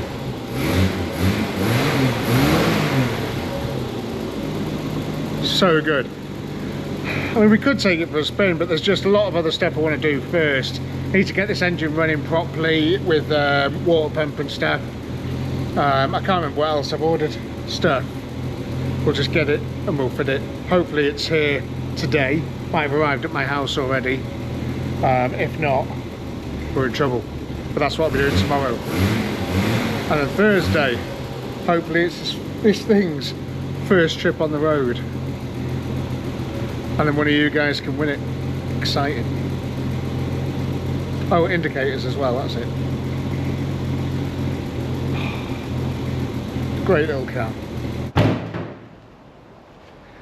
So look, I've got a packet of chili heatwave Doritos, a ponchon for dubious 80s music, and a mechanical buffer. It's now 5 o'clock and I'm thinking I'm going to hang on here for a bit, and I want to see what I can do to this paintwork. Can I make it shiny? Can I make it look loads better than it is now?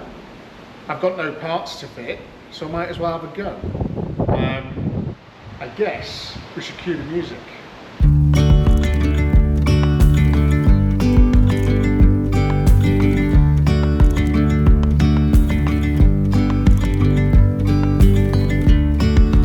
Yesterday there was sun and there was rain, beauty in the Monday.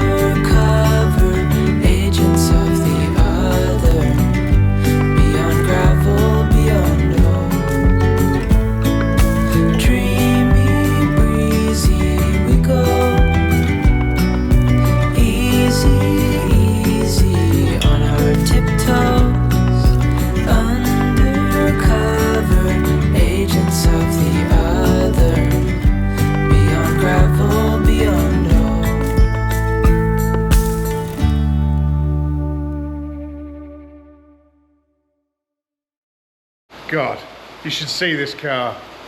You will later on. Pretty amazed at how well it's actually come out. Incredible. It's a real nice, real deep glossy paint underneath there, which is super good. Do you like this new jacket, by the way? Should be available in the shop soon. I'm just sort of testing it out, making sure it's all right. Yeah, feels okay considering it's 8 degrees here today and pissing it down. What, just a nightmare. By the end of the day today, right, believe it or not, even in this weather, if the weather's like this, the weather's like this, the show must go on. That Triumph is going to go out on the road for the first time in 40 years. Yesterday, I did a few little jobs to it, just to sort of get as much stuff as I could do done whilst I was building a fence outside. This is for another big video that's coming up soon, but we just got completely rained off again. And it's just a quagmire, so nothing we could do. But anyway, this is just watch this space. A couple of weeks. I also changed the water temperature switch, and when I ran the car up while I was busy doing other things, it didn't actually work. So something else is wrong with it, but I kind of run out of time to diagnose that. I then set about installing this module for the indicators. Left works absolutely fine, but I've got no right. Right doesn't work. Possibly something to do with the wire going into the flasher unit down there, because all this is perfect. This, because you've got to drop the steering column and stuff, took me absolutely forever. It was a horrible fiddly fingers like this. I can't see. I'm lying on my back and spiders crawling in my hair. Not ideal for a job. It took me probably 2 or 3 hours to change that indicator stalk because it was just so fiddly. Tiny little things going in things, and then there's a little hole that you've got to get all the wires through to make it perfect. But it's very, very nice now. However, for some reason we don't have right, but we've got left, so let's just keep turning left. Everything else is fine. The starter solenoid seems to have come back to life and started working. The water pump I'm not going to change it. I've got a new one there if needs be. I want to see what it's like on the roads first, and I don't want to sort of start pulling things apart with the risk of breaking something this late in the game. I'd rather just sort of have it there if we, you know, desperately need to, or the new owner can have it and fit it, you know. But there is one thing we do need to do.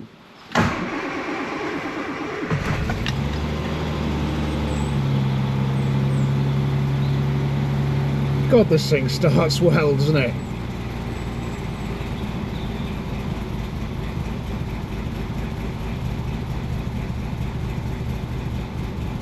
A little bit lumpy on choke, but soon clears up. Okay, the problem is, while it's running, we've still got the ignition light on, and I've measured the dynamo, and yes, no good. Dynamo not working. I did order one, and it's arrived. Do you want to have a look? Here it is. Cool. Look at these shiny pieces. Wow. So yeah, not a dynamo. This is an alternator conversion kit from Rimmer Brothers. Instructions that say disconnect and remove all the other stuff, assemble new alternator, mounting brackets, all this stuff here, which looks great. Put that on, and then a little minor bit of wiring. You've got to put those on there, and you've got to connect a couple of things on the control box, and that should give us an alternator. And the reason for going for something like this instead of just replacing the dynamo is it's less money, really. This was very, very cheap, because alternators are mass produced compared to dynamos, and they can come a lot cheaper, and they're better than dynamos. They do the job better. The main benefit of an alternator is it produces more power at low engine speed, so even if it's just turning over very, very slowly, you'll still get some volts out of this. Whereas a dynamo, it's like the thing on your bike, you remember, the faster you pedal, the brighter the light. It's kind of what it, you know, same sort of vibe. Whereas this is a lot more efficient, a lot more modern. Should have just better electronics throughout with this. Might not fix the indicator though. Anyway, I need to get stuck into getting this fitted. First job, removing all the old stuff. We've got a bolt here. We've got the brackets, the bracket bolts just on there. What else have we got? I think that might be it. And then we take this off. Oh, this bracket here as well. So we'll have to take these things off. Yeah, nice and straightforward. It'd be so cool if this weather cleared up. I've got someone coming to help me do some filming today when we're out on the road, which is exciting. Hopefully it can look really good. It's going to be good to get some sort of better quality rollers and you know, just generally, I need you to see this car properly because it just looks so good. So I want to do it justice. Do some nice filming, some nice shots. Even if it's raining, we've got wipers, haven't we? It'll be fine, it'll be fine, it'll be fine.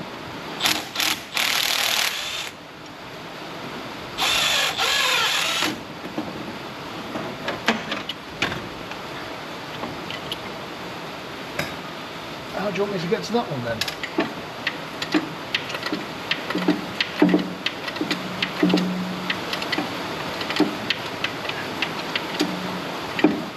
This is really easy. An eighth of a turn at a time as well.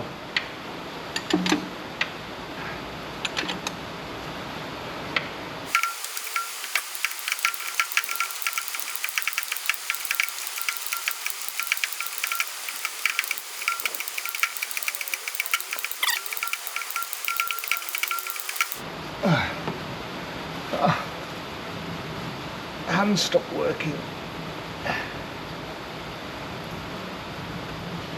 Good grief. Right, now hopefully. Get out of there. Yeah. Oh, one thing that you need to know as well, is that those dynamos are so heavy compared to the alternators. Super, super heavy. So again, a lot more efficient to swap them out if you can. And don't worry about originality in that, because nobody cares when it comes to dynamos and things. It's better to have a more functioning, more reliable classic car. Okay, right, so bracketry, what do we need, what don't we need? Let me have a look.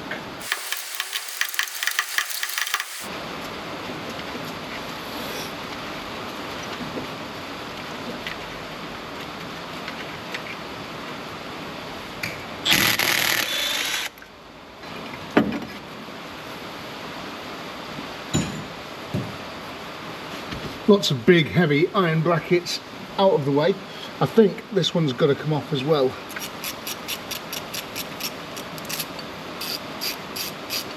Okay, so that's all the brackets removed, everything's out the way. We'll prop these up, hopefully on the new bracket. But yeah, how's everything else looking here? It's decent, isn't it? In good nick. Wish I could find out why that temperature sender doesn't work. That's the wire for it there. Oh yeah, so I put the temperature sender in and tried to chase that back into the cab, but it goes into all this here and then all this here, and it's all covered in tape, and I don't want to start pulling things apart because it could be there forever. Anyway, fuel filter's still looking okay. You can see the sort of, yeah, just doesn't look like it's too clogged up. I've just put some more fuel in it now, and some Red X as well, so first trip will be to the petrol station anyway, but yeah, nice. Step 3, assemble the new alternator mounting brackets and check the new bracket fits flush to the engine front plate. Tyre fix screws may need filing back. This thing, pretty self-explanatory, there's two holes there. I think that's what he meant about the screw, might need filing back, might not though. So that just sits like that. So where's the bolts for that then? Okay, so hopefully we can get that past there. Very tidy. Super lightweight as well.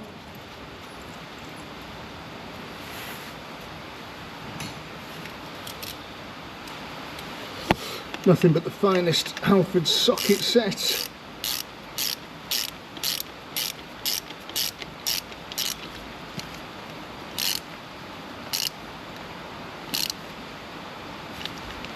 Torque that to spec.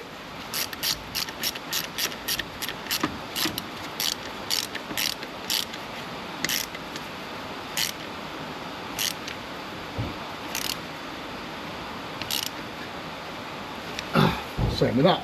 Cool. Okay, and then this bracket allegedly goes in there, where the old thing kept... Oh right, why doesn't it fit then? Why is the bolt different? Thankfully I didn't throw the old bolt out, but why doesn't that fit? Am I putting that in the right hole? That's what she said. Right, that's roughly in, so I can move it around, but I'll tighten that up afterwards.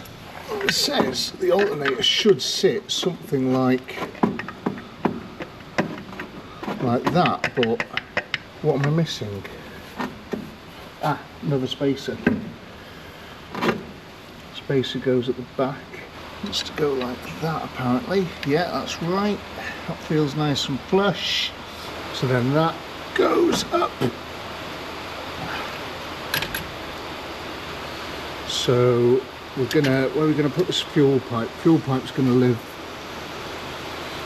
it's gonna loop through the belt like that, I think. Yeah, live down there.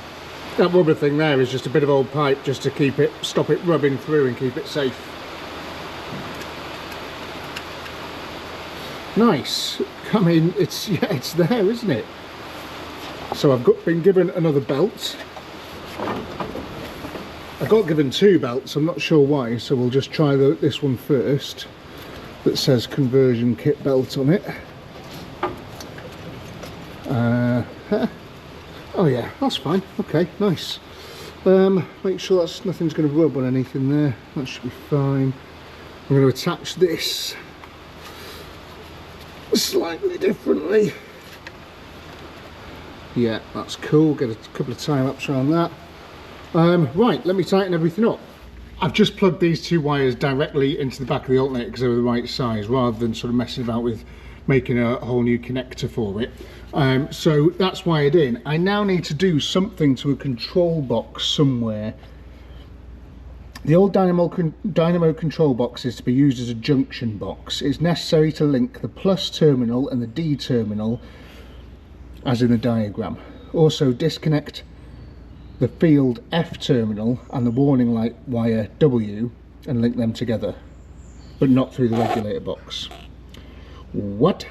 This may be troublesome to work out, so I'll do it and I'll show you afterwards. All down in the nether zone, done some jiggery pokery, and the instructions were pretty much spot on. I mean, I don't know if it works yet, but link these two, so I've just put a very crude link in those, just connecting the two things together, and then these two here, EDWF, it's all the same on there, EDWF, so it's quite easy to follow. That's a warning light, that's the field, so connect them together, so that's telling you that the alternator's come on and it's working. And I think these two, the D and the B, is like a positive, and I think that's just, I don't know, something that I don't know, I'd be guessing if I said. What we should do now though is switch the car on, see if it works. Oh, it's gone out, no light. Don't know if that's because I've disconnected it or not, but there's no light.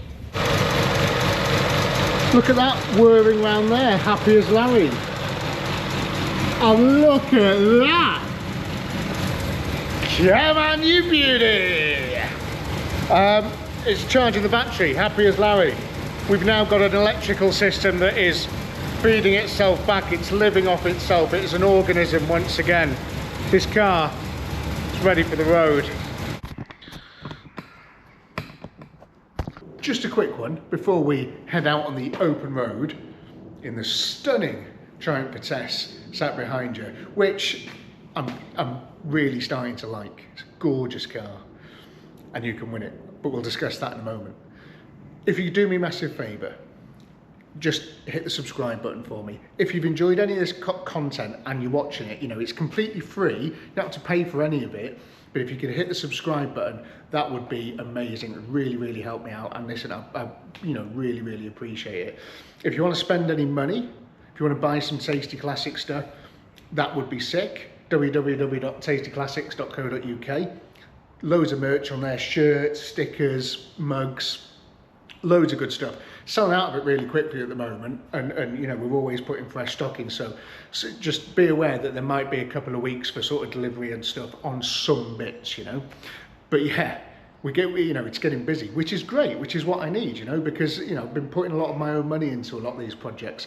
RIM has only sponsored the first video, they didn't sponsor this video, so I have spent a bit of money on the Triumph, my own money, you know, with the alternator conversion kit and loads of other bits, tyres and stuff. Anyway, if you could hit the subscribe button, that would massively help. If you want to spend some money, buy some merch. I have got a Patreon, which we discuss in the videos, and we, you know, talk all about the Patreon when there's a brand new car for the channel. And the Patreons, you know, they get to see the video of the behind the scenes of collecting the cars, so they know about a couple of cars that are coming up in the channel soon. So if you want to be a Patreon, link is in the description as well. And yeah, you can join up the sort of other side away from YouTube, you know, which is pretty cool. We all have a little bit of a chat on there and stuff, and it is pretty good. So yeah, you've got a load of things that you could do, but if you don't want to do any of those, just hit the subscribe button. That'd be ace. Now let's get this thing out on the road.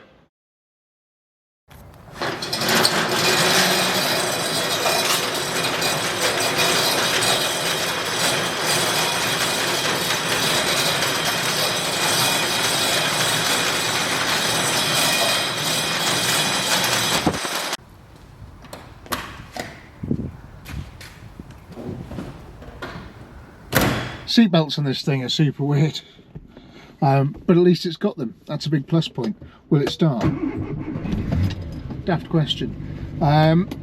This is the first time this thing's been on the road under its own power. The first thing to report is the sun's come out, and I think potentially the Triumph did that.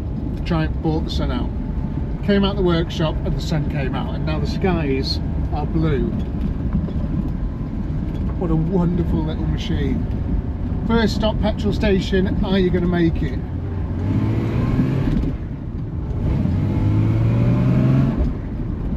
Okay, oh, take it easy, take it easy.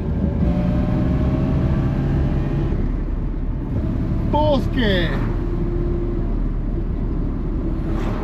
Some noises, there's noises. I would close the window as well, but then I'd have nowhere to put my arm and my shoulder. It's quite small inside here. My God, this thing is on the road. Is the overdrive on or something?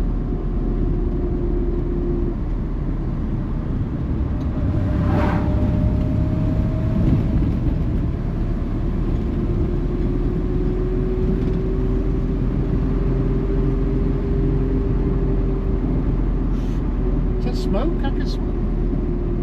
Oh God, what's smoking?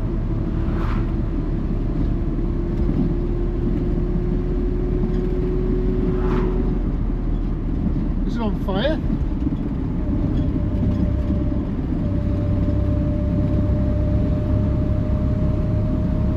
Is it just oil burning off? What's going on? I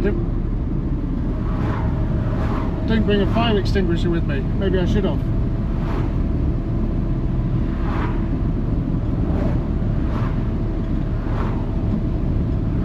Come on, baby. I hope you're okay.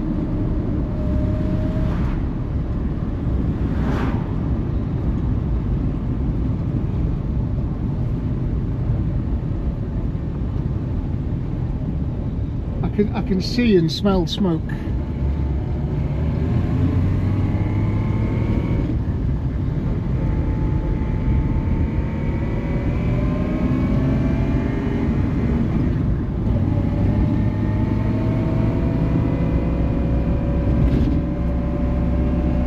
I'm so nervous. I just want this thing to be so good. The little mirrors on the bonnet are amazing. Is it dust or smoke? What can I see? Can you see it on the camera?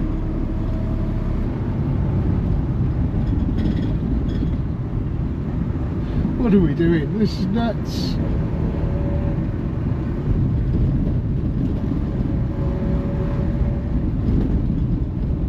Brakes are okay, but I need to pump them once first before they sort of work, so I might need to bleed them again. I think there might still be a little bit of trapped air somewhere, but they're working perfectly. It's just you've got to give them a bit of a pump first. A few smiles already.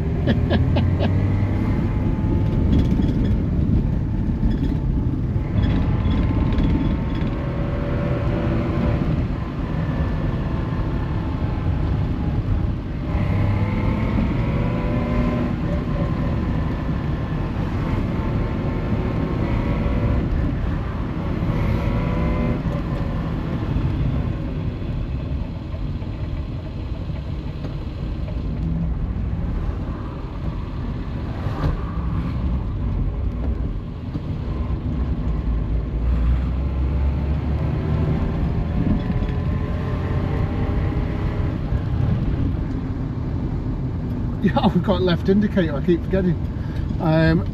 Fuel, we've made it, it's not on fire yet, but there's fire extinguishers right there, which is why I've just driven straight here and not stopped on the side of the road without any fire extinguishers. Off. Weird, does the seatbelt come off?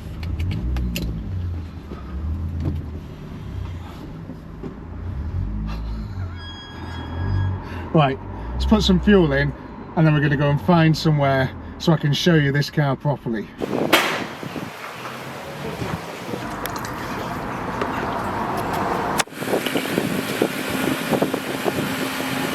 I'm so nervous about it setting on fire.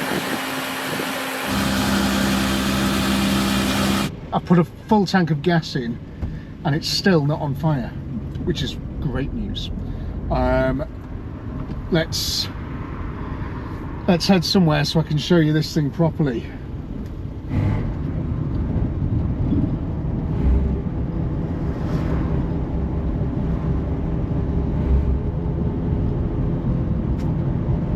I'm just trying to listen out for clues and things and sort of see if anything's, you know, this car's been off the road for a long time, you know, and it kind of, I don't want to jinx it, touch wood, I don't want to jinx it, but it does feel like it's been off the road for about 20 minutes. It feels amazing, it feels so good. So it turns out the fuel gauge doesn't work, probably needs a thing. No fuel gauge, no temperature gauge, but we can just guess, can't we? Be fine.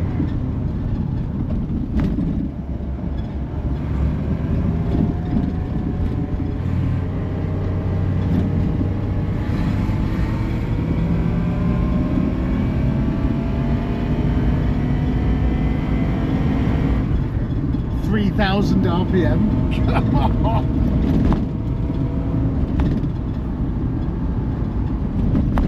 I'm motoring around like, and I know potentially I'm not wearing the seatbelt in exactly the correct way, but this car was not designed around a gentleman of my stature. I'm not sure who it was around, but yeah, not me.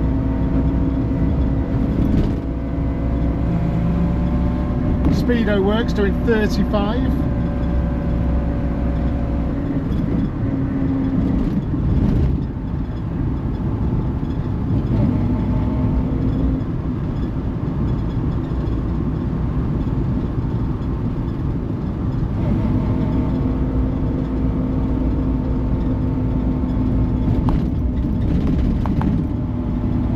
Heaters are red hot, which is good. I'm keeping the heaters on because A, I'm a little bit chilly, and B, I haven't got no temperature gauge, so I just want to make sure nothing happens.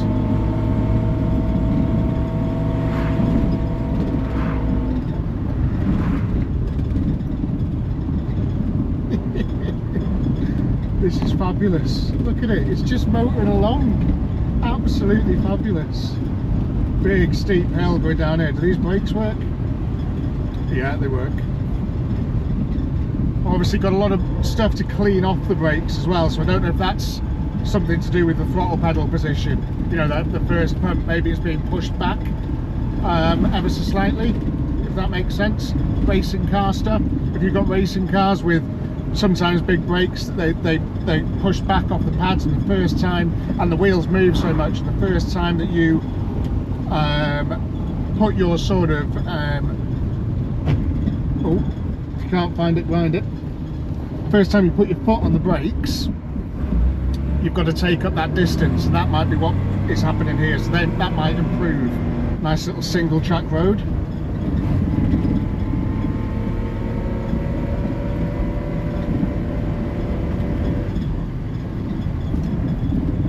If I sit up properly in this car as well, I can't see a lot. Yeah, it's not too bad actually, it's fine. Who's this guy waiting here now? Oh god, what's happening?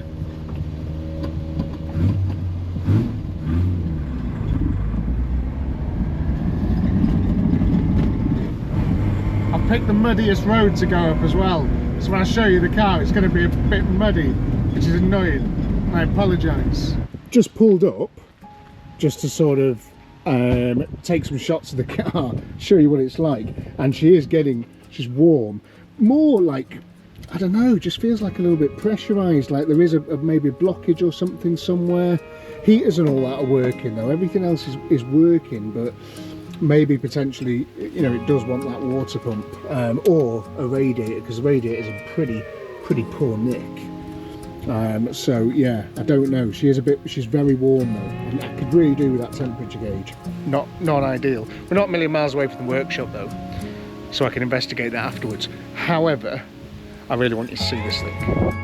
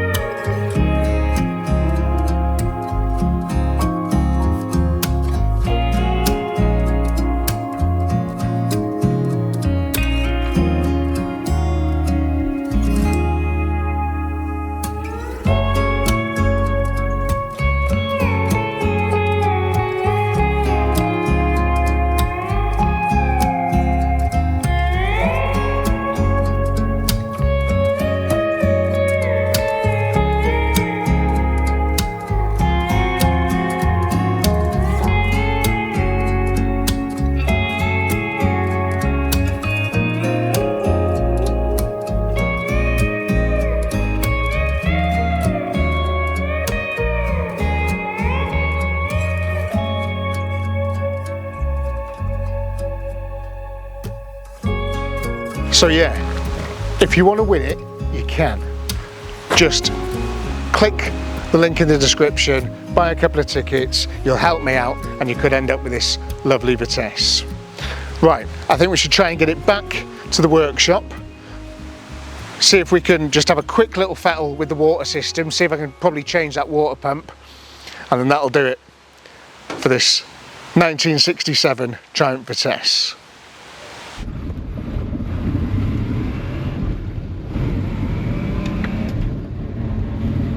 Look at this thing go! Come on! What a machine! So good!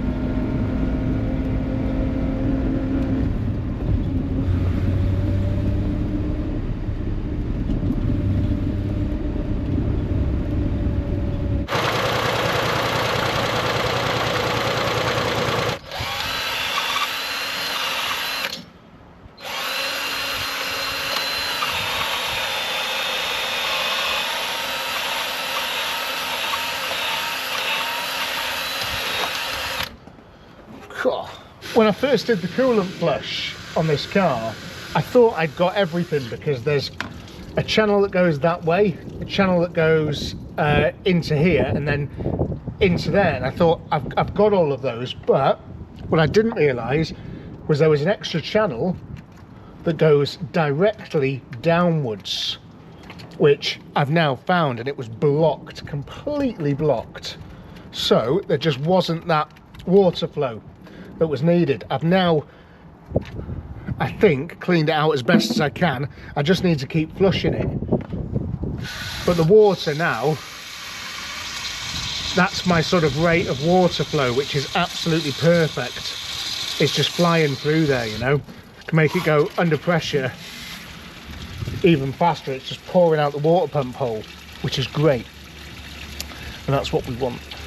And that's why it was getting hot. So I need to just do a load more flushing on this, put the new water pump on, put all the thermostat and stuff back together, and then she'll probably be okay. She's back together with the new water pump. I just want to let everything get hot and sort of chill out, dry off in this beautiful sunshine. God, thank God the weather's turned again. I was getting so depressed. Hopefully this has fixed the problem, and it'll drive to the end of the world. Drive it wherever you want.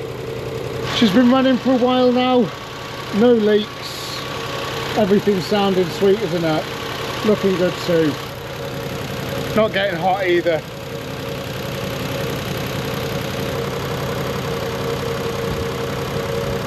I'm glad that's sorted. Annoyingly though, I've run out of time completely. I have to get home now and start editing this.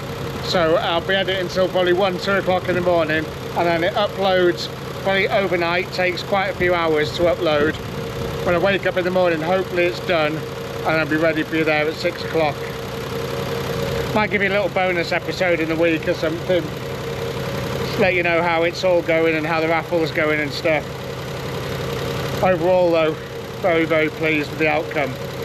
Wish I'd have found that little hole before. Maybe need to look a bit harder in the future. Pleased with how she is now though. So yeah, if you want to win it, it's going to cost you £1. A lot of car for the money, a lot of new parts on here.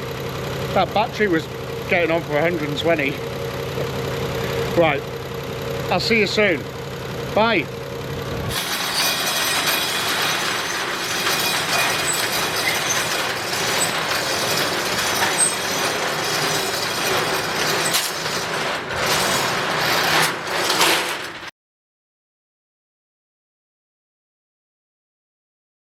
Oh God, what am I going to do with the rest of my night? Well, if you want something in the background, I do a podcast with my friend WYNNE, who is an ex-RAF sort of maintenance pilot or test pilot. He used to fly all the sort of Hawk jets and stuff like that, really cool things, just to make sure that they weren't going to drop out the sky when he gave them back to the people who used them to shoot the bad guys and things. It's very entertaining. We talk about everything to do with cars and planes and lots of other stuff in between, and just like behind the scenes of things here, what I actually feel about, how I actually feel about some of the cars and stuff that I do. So yeah, it's pretty good. If you would like to watch it, go to the description of this video. The link is there. Click on it, watch it. If it's good, then subscribe to that. It's called the Wheels and Wings Podcast. And yeah, there's quite a few episodes for your entertainment. So give it a go. Give it a go. Give it a try. Bye. Or an immaculate MG midget with the big, horrible big rubber bumpers. And it sold recently £3,500. That's what I'm talking about. No, that's what I've got written down there. joking? That's what I've got written down there, and a few other examples. £3,500. Well, it was actually £3,262, including fees. Including fees. Including fees. So yeah, that blue one. That blue one, amazing. Yeah. So I think that maybe the clip's sort of gone, you know, big of sort of what it was, because it's just like for nothing. Yeah, it's for nothing. And that's a beautiful little classic car. Beautiful.